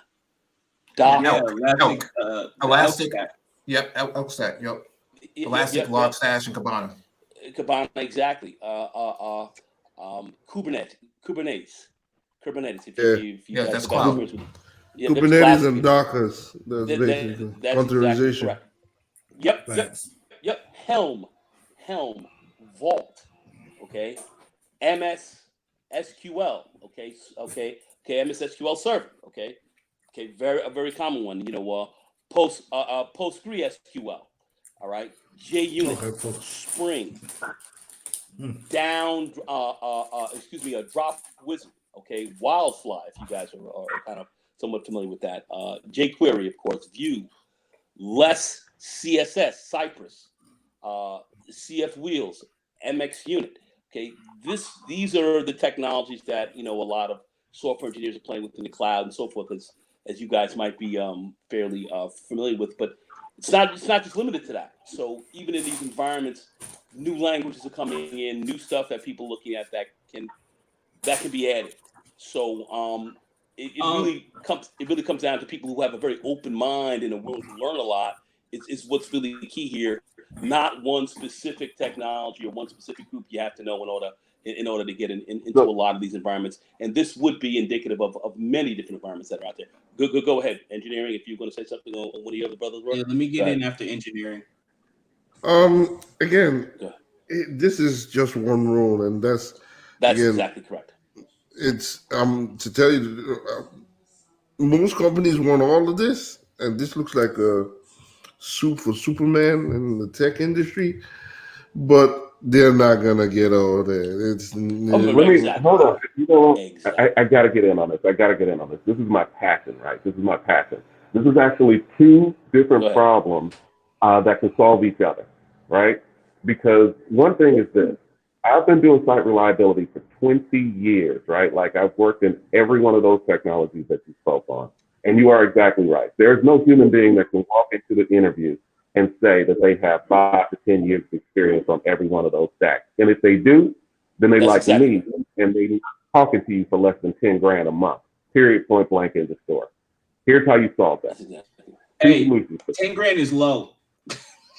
Well, yeah, and that's what I'm saying. You see what I'm saying? Yeah, and that's not for you. That's for everyone else. Just letting y'all know, 10 grand is low for what he just said. Yeah. No, listen, man. I'm in Taiwan. I don't talk to you for less than 10 grand. I just don't. Because I've been doing this for 20 years. I don't have the time to wait. Now, here's how you solve that problem. 2 ways. Number one is each one teach one. You're going to have a whole bunch of truck drivers, people that work at restaurants, all kind of stuff. They're going to be coming out of those jobs, or they are going to see like the type of upward mobility that's available with learning the beginning of a programming language or cloud service. And their mind is going to be blown. And I have personally done it, I don't know, maybe 5, 10, 15 times. I put people on the stuff and send them in different directions. These people become your best friends that you've ever had in life. Now, it's not a charity. It's not a charity, and you're not doing it like, to get closer to Jesus. You're doing it because you build a very strong network. And people put you on to stuff, man. That's two problems solving each other. And the second part is, in my entire life, I've probably been on, God, I don't know how many hours of these calls with y'all cats. I've spammed you twice in my life. One of them was earlier. Check the link. I literally made a YouTube channel talking about how any common cat working at Denny's, working at, I don't know, line cook, the dude that trained me in cybersecurity at Siemens was a former line cook. I'm telling y'all, the real secret to getting your projects like on the fast track to putting rocket boosters on them is to go and get a couple of random cats that are like either completely new to it or very new to it and give another cat a chance. And as they build their skills, what they contribute will be unbelievable. And the network that it builds is also unbelievable. It does lots of things that you cannot predict it would do beforehand, if that makes sense. So that's just my passion. Each one teach one. Okay. I think you've addressed that. You've addressed that really well. And I think, you know, no, you addressed that quite well. And in this environment, you know, of which I'm very familiar with, and I've made a lot of money with this company. At the end of the day, I know what they're looking for, and everything that I've read off. This is a lot of stuff. Of course, not everybody's going to come in here. They're not expecting you to come in here with all that. They're expecting you to come in with a mindset to really learn, and that's where you can pick up a lot. Object-oriented programming. I know there are people out here who really kind of don't like that. Now, I deal a lot. You know, I'm not so much a cybersecurity guy. I deal a lot with architects and developers and engineers, and it's a slightly different side, but and some system and some more system administrators and so forth. I deal with, especially from the Linux side. You know, and it's funny. It's still some crazy Unix, about that is like when you talk about when you talk about people about their aversion to OOP, like that's all I know. So I don't understand it. So because I haven't experienced a lot of languages that aren't OOP, so it's kind of crazy. Well, see, you're on that heavily. Okay, a lot of other guys are on that heavily. People who tend to avoid it are those who have had some limited experience with it, don't live in it, and then they want to run from it, because object-oriented programming, you know, you deal with objects and so forth that you have to deal with in that environment. It gets a little complex. There's some complexity to it. So it's a little more difficult. You have to mutate those objects. Those objects can have different states at different points That's in your code. Yeah, which is nice too, because then you can get the former state of that object and then a new state of that object, especially if you're using like filter maps and all this other stuff and high order functions in JavaScript. Because what they'll do is they'll create, like for instance, on an array, it'll create a whole new array. So you have the original array plus the new array, and then you can start making comparisons or whatever on that too. But to talk about your exactly to talk about what but the requirement. Sorry, go ahead. No. That's exactly correct, because there's some complexity to it, but that's what keeps certain people off it. There are people who are really strong object-oriented people, and that's kind of who I'm talking to a little bit right now, as far as even getting involved in some of the more complex applications, if you will. But yet, you don't have to have everything. It's just having a passion for it and to learn. These environments will easily pick you up and advance you forward. And that's where you learn a lot of stuff. Is this role in the tri-state area? Is this role in the tri-state area? Well, right off the rip, you know they're already paying at least 150 to 180 out the gate. Yeah. I mean, you can work from home. Now, mind you, I just want to say most of this is a remote role. Okay, most of this is remote. Okay, nice. So, but yet, we were also talking about bringing people in at a kind of somewhat of an entry level, and then of course we're looking for more advanced people. So the dollar ranges go anywhere from say 90, and you're going up to about 175, 180, and a little bit above. You have to understand, all of this is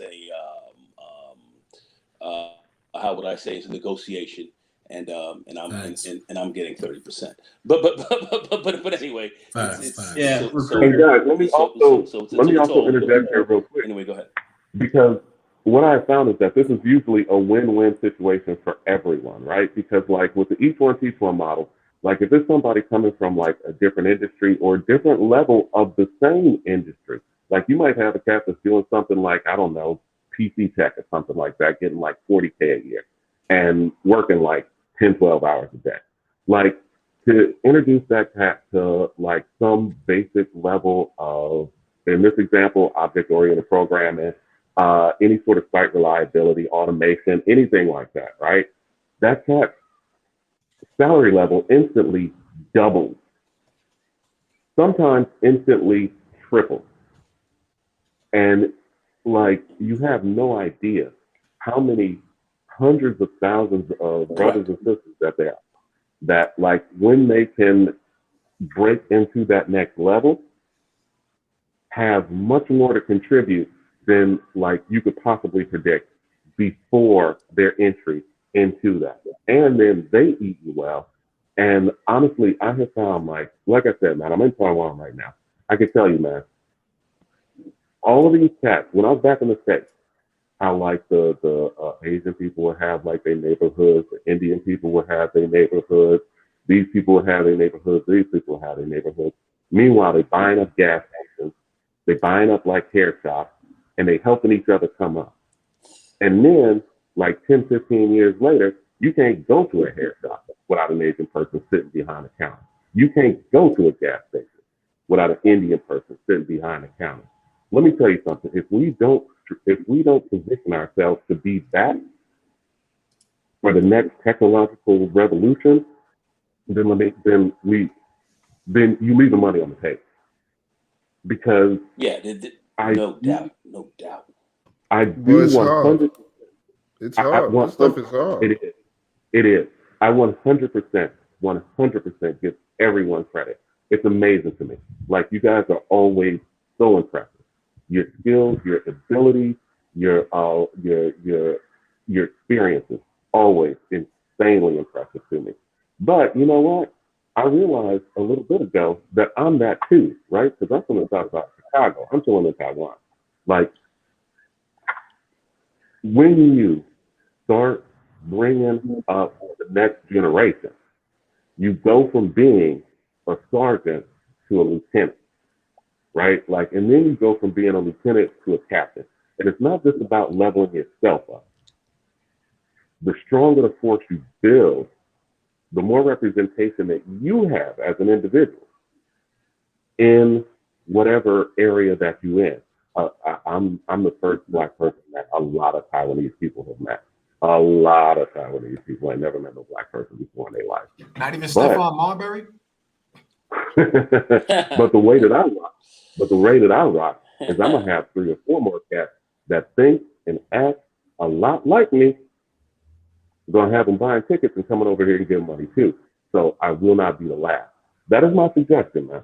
Now, I do understand it is extremely difficult to swim multiple places at the same time, like doing what your primary focus is and mentoring, talking back and forth with cats that you put on.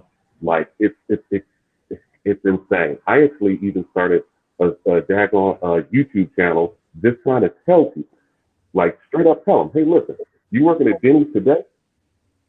Here's what I suggest you do. You working in a retail store today? Here's what I suggest you do. And man, you will be amazed, dog. Check the comment section. People are really on there like, oh, I heard about this or that or the next or the third. I'm telling people, go get an A+. Start out with something. Because I'm telling you guys, the stronger that this gets, the more help you get, is what I'm saying. Yeah, I think Young Grizzly wants to go. Okay. All right. Appreciate you. One thing I do want to address in the chat is Reginald Petway said, I'm in Alabama. So like, it doesn't matter now. Like, I've you know, and this goes into a whole nother thing. I just bought a property in Georgia or Southeast Georgia by about an hour north of the Florida state line. And my old company was in Sunrise, Florida, where I used to live. And the new company that I work for now is in Maryland. So, and like, you know, I'm making the 10 grand a month, right? So even with that, you can work in all these different places and be making money remotely. I'm sure our brother here, sorry, I don't have your name up here. Like, I don't see it. I apologize. But Paul Jones, brother here, he's in Taiwan and doing this stuff, right? You know, doing all this. Like, so it doesn't really matter because you can work from anywhere doing all of this. And this brings up one of the last things I want to talk about for this moment is, you know, you can move to a lower cost of living area. You hear like Kevin Samuels and other people talk about how much money you're going to need to retire, the $1 million, $2 million. That's for places like Miami, for Atlanta, for high cost of living areas. Imagine you move to the rural South and you're making six figures. Fayetteville, North Carolina. Or North Carolina, right? Fayetteville, North Carolina. Or check this out. Or Taiwan. How far you think a $1.20 go in Taiwan, y'all? It go a good little piece, man. I tell you that right now. And I'm coming out of Atlanta, and Atlanta is so backwards. And let me tell you something, man. I love that spot, but it's so backwards, it's ridiculous. We had this friend of my wife. I'm sorry. No. Real quick, a friend of my wife had a 7 Series BMW. I don't know if you guys know how much those things cost. They cost a great deal of money. And had it on like from some buy here, pay here place, and had a donut on one of the rims because she couldn't afford to get a tire on that thing. Atlanta is about the most backwards place I've ever been in my damn life, man. Very materialistic down there. Yeah, God bless them. What is the same way? Nagone, I'm sorry, brother. I think Nagone and then Mike V, or Nagone, you wanted to interject real quick? No, go ahead, guys. Go ahead. No. Go ahead. Brother Mike, sorry about that. Go ahead. No, go ahead, man. Oh, no, I was just saying that. No, I was just saying to Paul Jones's point that Atlanta is very materialistic. It's very, very much, who got the biggest Benz, the biggest BMW, the biggest wide body, lifted truck, things like that. And so you got a lot of guys a lot of people who put their who put all their net worth into material items. So, but go ahead, Young Grizzly, please. Yeah, I mean, it was used all the same, but I had the 740 Li, and bro, and that was back in, I got that for my 30th birthday, so that's 2015, and at the time I was making six figures, so I was running my company and everything, and still living at mom's house, but I was paying $4,000 a year for the warranty. Go back to 2017 and see how much Bitcoin was worth.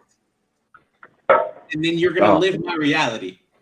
Let me tell you something, man. Like real quick, stupid shit I was doing. This one right here, man. I'm actually glad. I thank God that I did not buy in at and that I didn't mine 2 or 3 coins in 12 or 13 or 14. Because the God's honest truth is, what's the chance that you still have that hard drive right now? And if you didn't, then you want to jump off a bridge or something, man. Because that'd be a cool 150, right? So. I'm glad that I never mined a coin or 3 or 4. And right now, I think I bought in at 23. I'm gonna let that ride.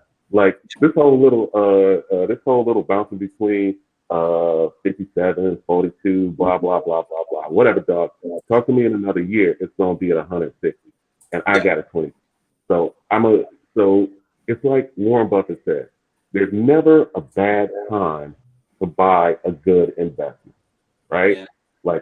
Are you buying in at it too expensive? Or at 60,000 too expensive? Well, that depends. Do you think it'll be 120 next year? Because if it will be, well, then you're mad you're just doubling your money, right? You mad that you're not tripling it or quadrupling it. Another real quick thing, y'all. In the market with investment, the bears have the day, sometimes. The bulls have the day, sometimes. But the pigs always get slaughtered. Don't be greedy. Don't be greedy. Don't be mad. Paul, when you're done, please plug your channel. Somebody in the chat wants to know it, but go ahead. Right. When you're looking at any sort of potential investment, or you're looking at any sort of potential business opportunity, getting 7% of that, 7% return, doubles your money in 10 years. Don't be a fool. I know in the commercials, they tell you can double and triple your money in the next 5 seconds. Those are commercials. Those are for suckers, right? Have a 10-year outlook on everything, or else you're probably getting suckered. So 0 to 120K. Matter of fact, check this out. 0 to 120K in IT. Letter K, IT.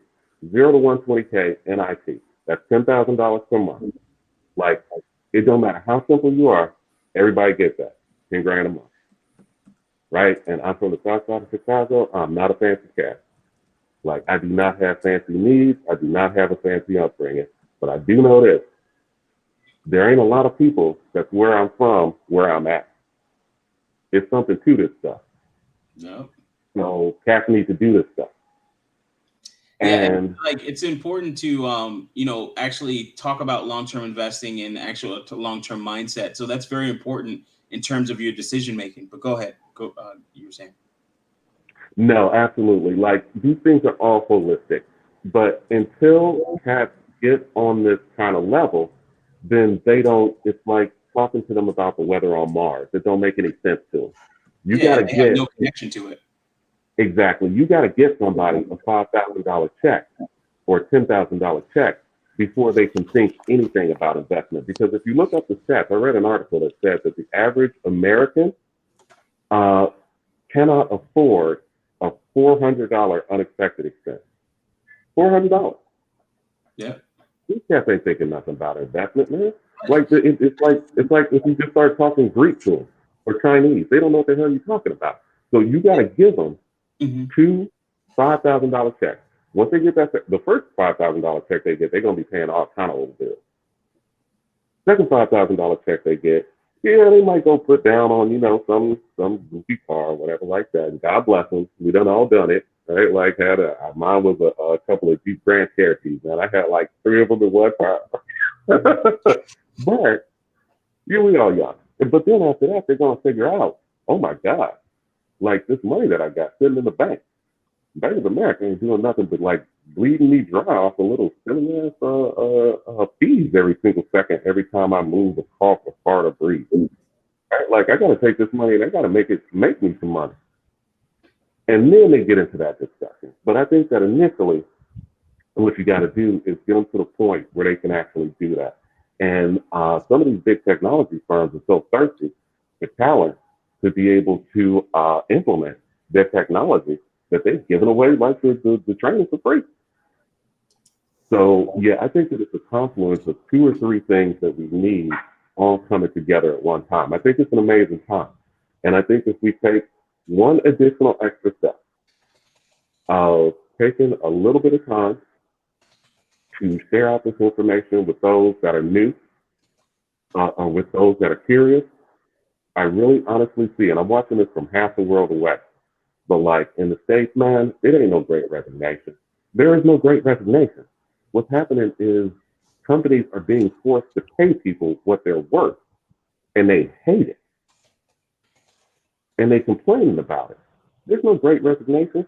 How are there like people have gotten laid off that don't want to work? Of course they want to work. That's insane. Everybody wants to work because everybody wants to eat.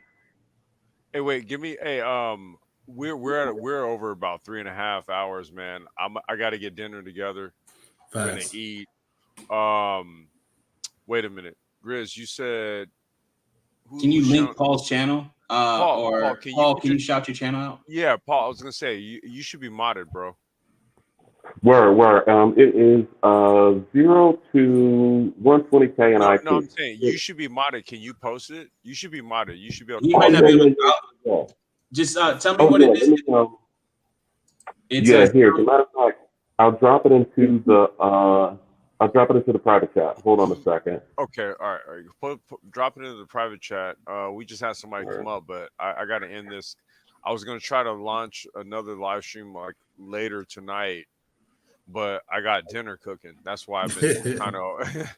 It's only 7 o'clock. I'm on the West Coast, so it's only 7 o'clock. I got my daughter in there on FaceTime talking to her homegirl, and I got some stuff cooking. Wait, hold on. Let me just bring this brother. Yo, you there? Hey, how's it going? This is Jay. Hello? I've joined a few chats in the past. Oh, he might not know he's on. I think it might be a little low. Oh, okay. It's his voice. Hello? But welcome, man. Hey, my apologies, bro. Like we've been at it a good 3 hours and 40 minutes, man. So we got to shut down. I got daddy duties, but just introduce yourself, bro. You've been listening in. What's your thoughts on the conversation? Yeah, let us know what's going on with you. Yeah, I got the notification you guys were going live kind of late, but I'm glad to see you guys are back. Oh yeah. Oh hey Jay, what's going on, bro? Now, 'cause I don't know. It's funny. It says J down there, and it says K right there. Oh, So I sorry. Yeah, didn't. my Gmail account, my email Oh, is okay. K at the I beginning. didn't recognize you, bro. Oh shit. Okay. No, Hey, what's by the going on? way, I What's going just on with moved you, to man? California. Whereabouts? I'm in Silicon Valley, Campbell. Oh, so you're in NorCal. Yeah, so if you ever up here, Nice, man. How's it? What do you think about it up there? the weather's great. Yeah, a little too cold for me, man. I'm a SoCal dude. Oh So well, compared to DC, yeah, yeah. yeah. Hey, well, dude. Did you have any thoughts? I don't know how long you were listening in. Probably like 30 minutes. 30 minutes. Okay, well, dude, like, man, you missed a lot, bro. Yeah. Young, I imagine. I pulled Young Grizzly out of retirement. That's the dude right there in the middle.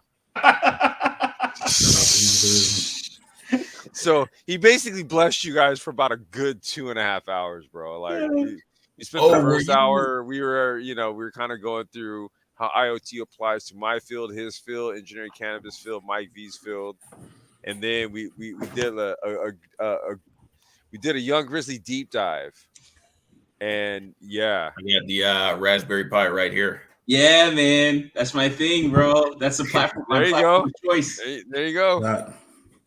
It's in the it's in the automated lawnmower. Yep.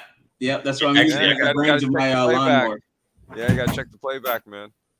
These are all like things that started what, Grizz, like late 2017, 2018 as just ideas, right? Yeah. I think, well, yeah, it's 2017 from when I even started, I think, that repo, man, the repository on GitHub. And that was like the container farm stuff, and that stuff is still available and up on there. And I got the physical prototypes and all that stuff too. But yeah, man, we went over a lot, man. That was like super fun. Oh wow! So what's your background? Oh, I'm a full stack developer, and right now I work as a messaging engineer. So right now, the part of the project I'm working on is like for monitoring email systems and stuff like that for a small project for a municipality, an actual state government. But for most part, I do full stack development on my own. So now I'm getting more into more robotics. So taking a zero turn lawnmower and turning that into a self-driving unit. Okay, Paul, I'm gonna get this because that video you sent a link for is on private. Word, I sent an updated one. There's one that should work now. Thank you for letting me know that. Yeah, and I also what the hell? It should be in there. I posted Paul's channel or the video or Word, thank you about that. I don't know. Yeah, like it all right, should be, yeah, okay, cool. If it's good now, I'm gonna put another link to Paul's channel. But it's Paul Jones on YouTube, and he only has 35 subscribers. Guys, we gotta get him more than that because the stuff he's talking about. And then of course the worldly experience that he's giving us too. So it's very important. Oh, okay. Taiwan. You live in Taiwan, right? Is that correct? Yeah, that's correct. Oh, okay. Yeah, I've talked to you before. Oh, how's it going? Yeah, man. It's busy, man. It's busy. It's like if I could split myself in two, I would then only have you'd have to only take have those half two the and time that I split them need into now. two. Oh my God, yeah, it's crazy, man. Because and I mean, it's cool. Like it's cool being able to eat well. That's very cool. But like, I've become obsessed with bringing more over because like I have found that like when you're special by yourself, it's not as good as when you special in company, right? Like because Yeah, I mean, I have a saying. I have a saying where I say it's lonely at the top because you don't bring anyone with you. That's exactly right. That's exactly right. And plus, too, what's so funny about it is that, like, it's not exactly that it's lonely. It's just that it's insanely crowded at the bottom. You know Yeah, isn't that ironic, right? Like you're down, you're like, get me the fuck away from these people, and you work so hard to get. Yeah, you work so hard to separate then you get the way, and you're like, fuck. You're gonna be at the club with them every Friday night. Exactly. So I think we went out to get dinner with.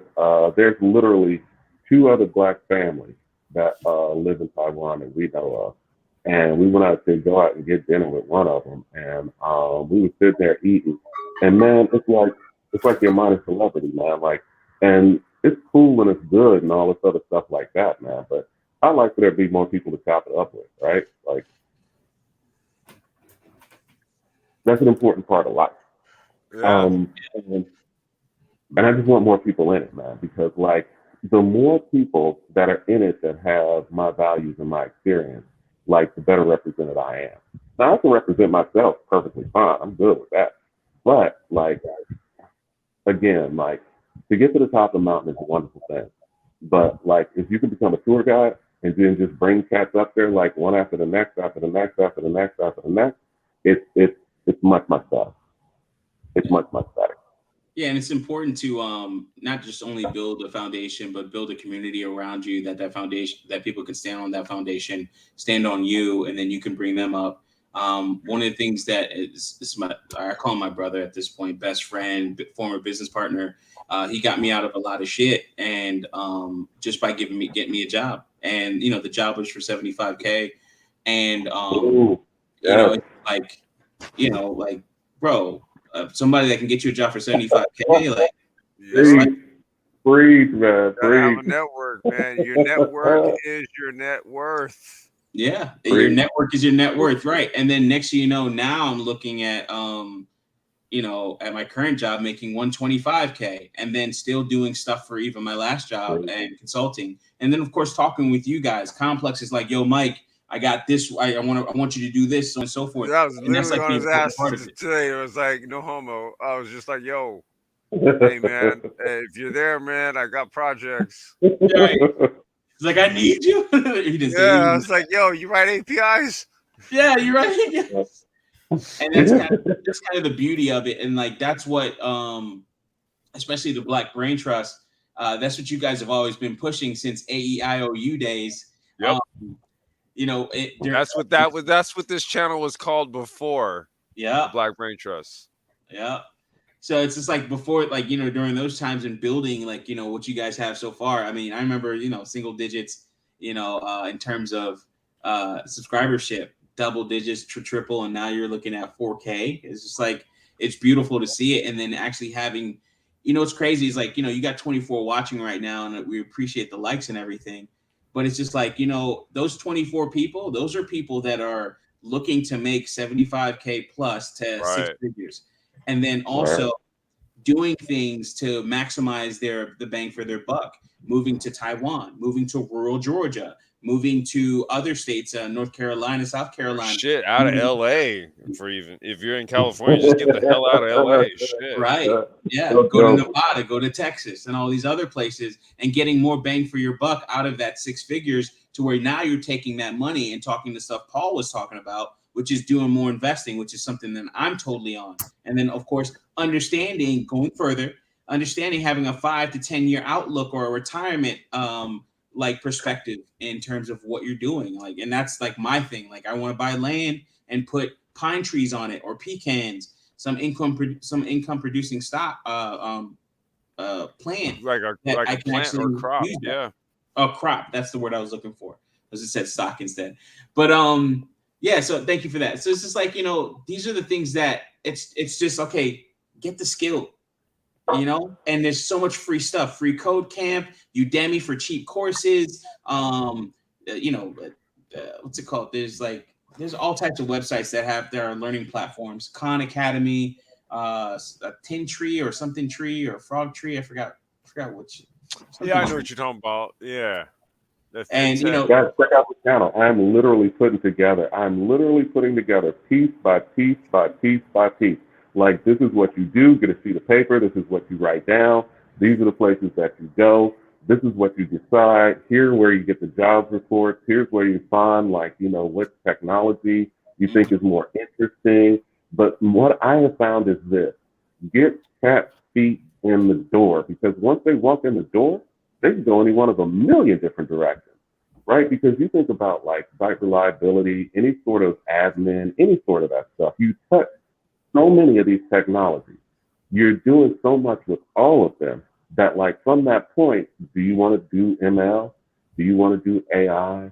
Do you want to do automation for cloud services? Do you want to do whatever? Like, it's you're literally talking about like a 6 to 12 month turnaround between those things for the cats that are really willing to work for a couple hours after the work shift is over, man. And they're like, that's just it. That's it. It's no more difficult than that. And I think that what's going to happen is a flood of cats are going to meet this spot when some of the real great resignations start happening. Right? Yeah. Like, because they automate a service, and then, like, all of a sudden, there's no need for Uber drivers. Oh my God, it's going to be Well, about no, like, this is okay. That goes back to what Youngers and I were talking about on the front earlier today. Last mile delivery, all that type of mm-hmm, stuff. That's going to basically mm-hmm, pick up. That's going to pick up the yep, slack for all that shit. And yep, that's the industry that I'm in. And we're looking at all the investment money that's been that's been yep, getting dumped into this to build this out. Because once you go here, you're not going back. I'm Yep. yeah, that's sorry. right. And, That's yeah, right. Those and people if ain't you putting go that read money the in there. you go read the Mm-hmm. Paris Climate Accord, you go read the infrastructure bill, you go read all this shit, and it's basically telling you how not only this country is going to be pivoting in terms of how we're going to look at mobility and transportation, but the globe.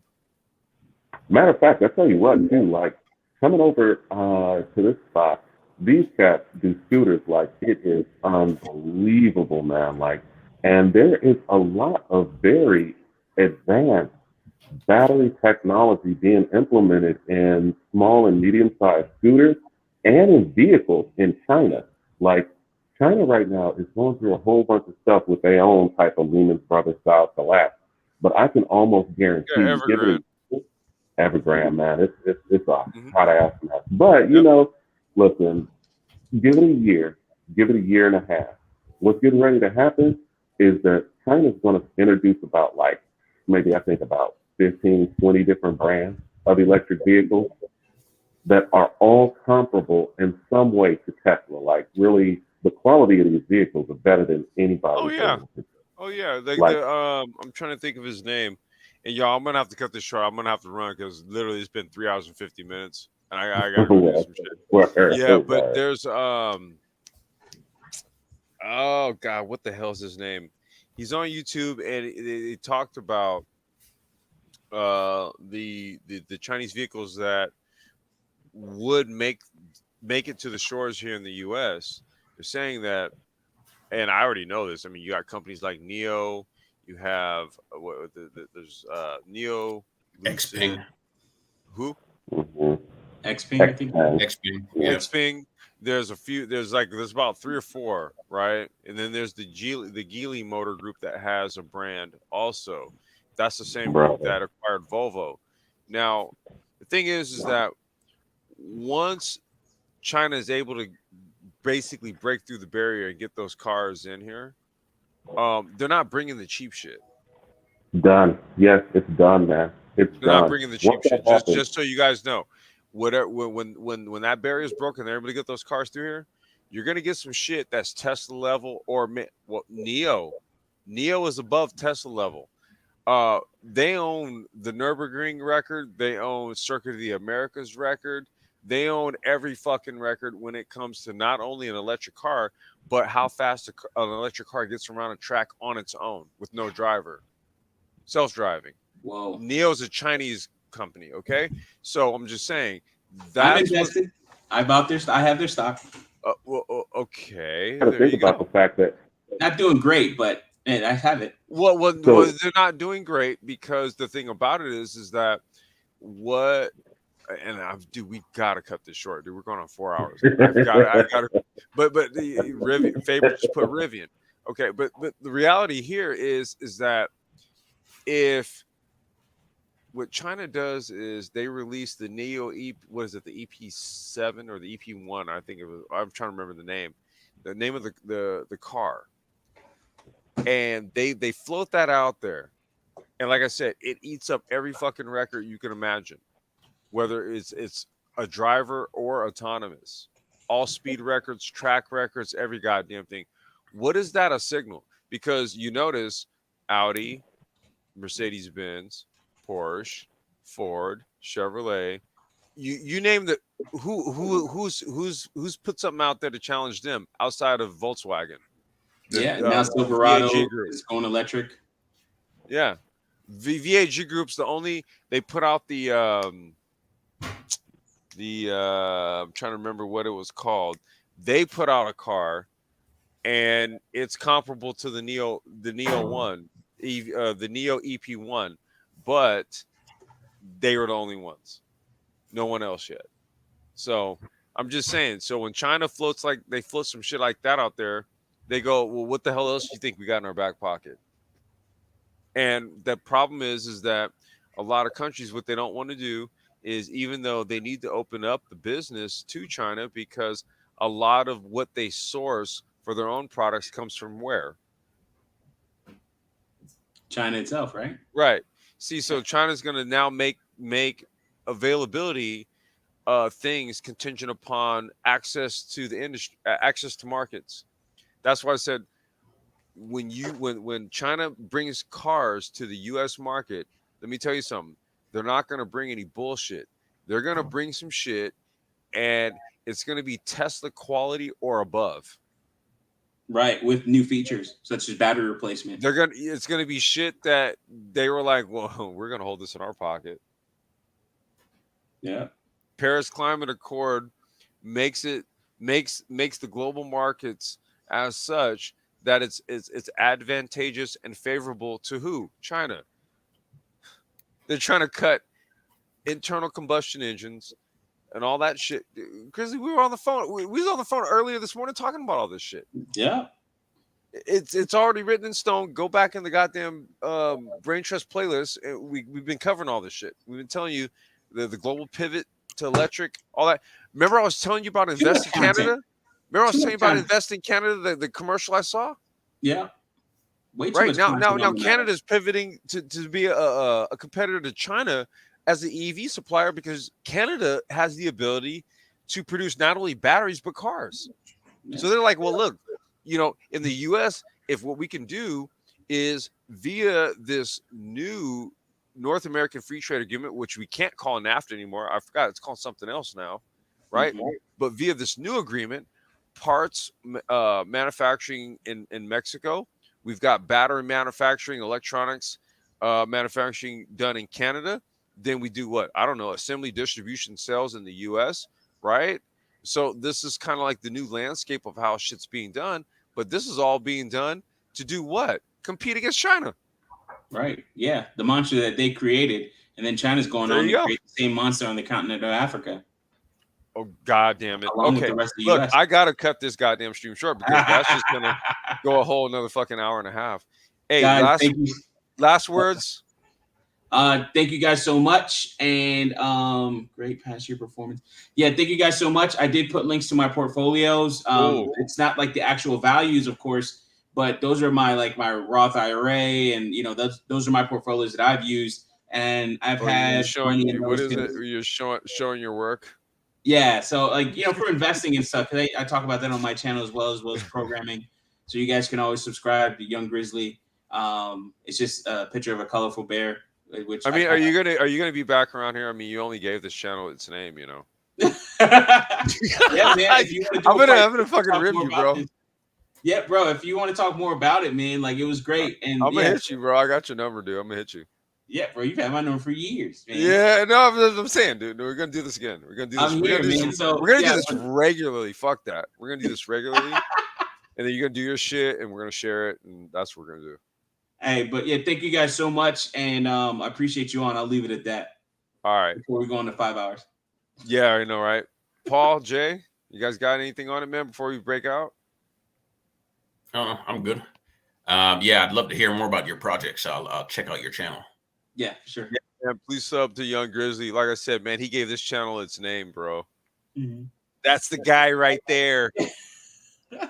My claim to fame. Yeah. Oh, you must have been busy for the last couple of years. I know, right? Yeah. I've been in comment sections, man. That's where I usually stay at. Oh, really? Nah, this dude was doing big business in Florida, bro. Like, had the salon and shit. And yeah, pre-COVID, making moves. Yeah. Writing scripts, doing shit. COVID happened. No. We're regrouping, bro. We're all we've regrouped. Yeah, for sure. Definitely. Right. We've regrouped. Let's just say that. Okay. All right, man. Hey, you guys, hit a like, and how do they say this shit, bro? Like what? Like and share and subscribe. Like, share, and subscribe. And yeah. that like button. Yeah, hit that like, smash that like button, and all that shit. Hey, dude. Hey, I'm gonna hit you tomorrow. I'm gonna hit you tomorrow. All right, guys. Talk to you later. All later. right, hey man. Hey, yo, peace out, everyone. We literally we're at 4 hours. We're gonna end it right now. Peace out. Yeah. Peace.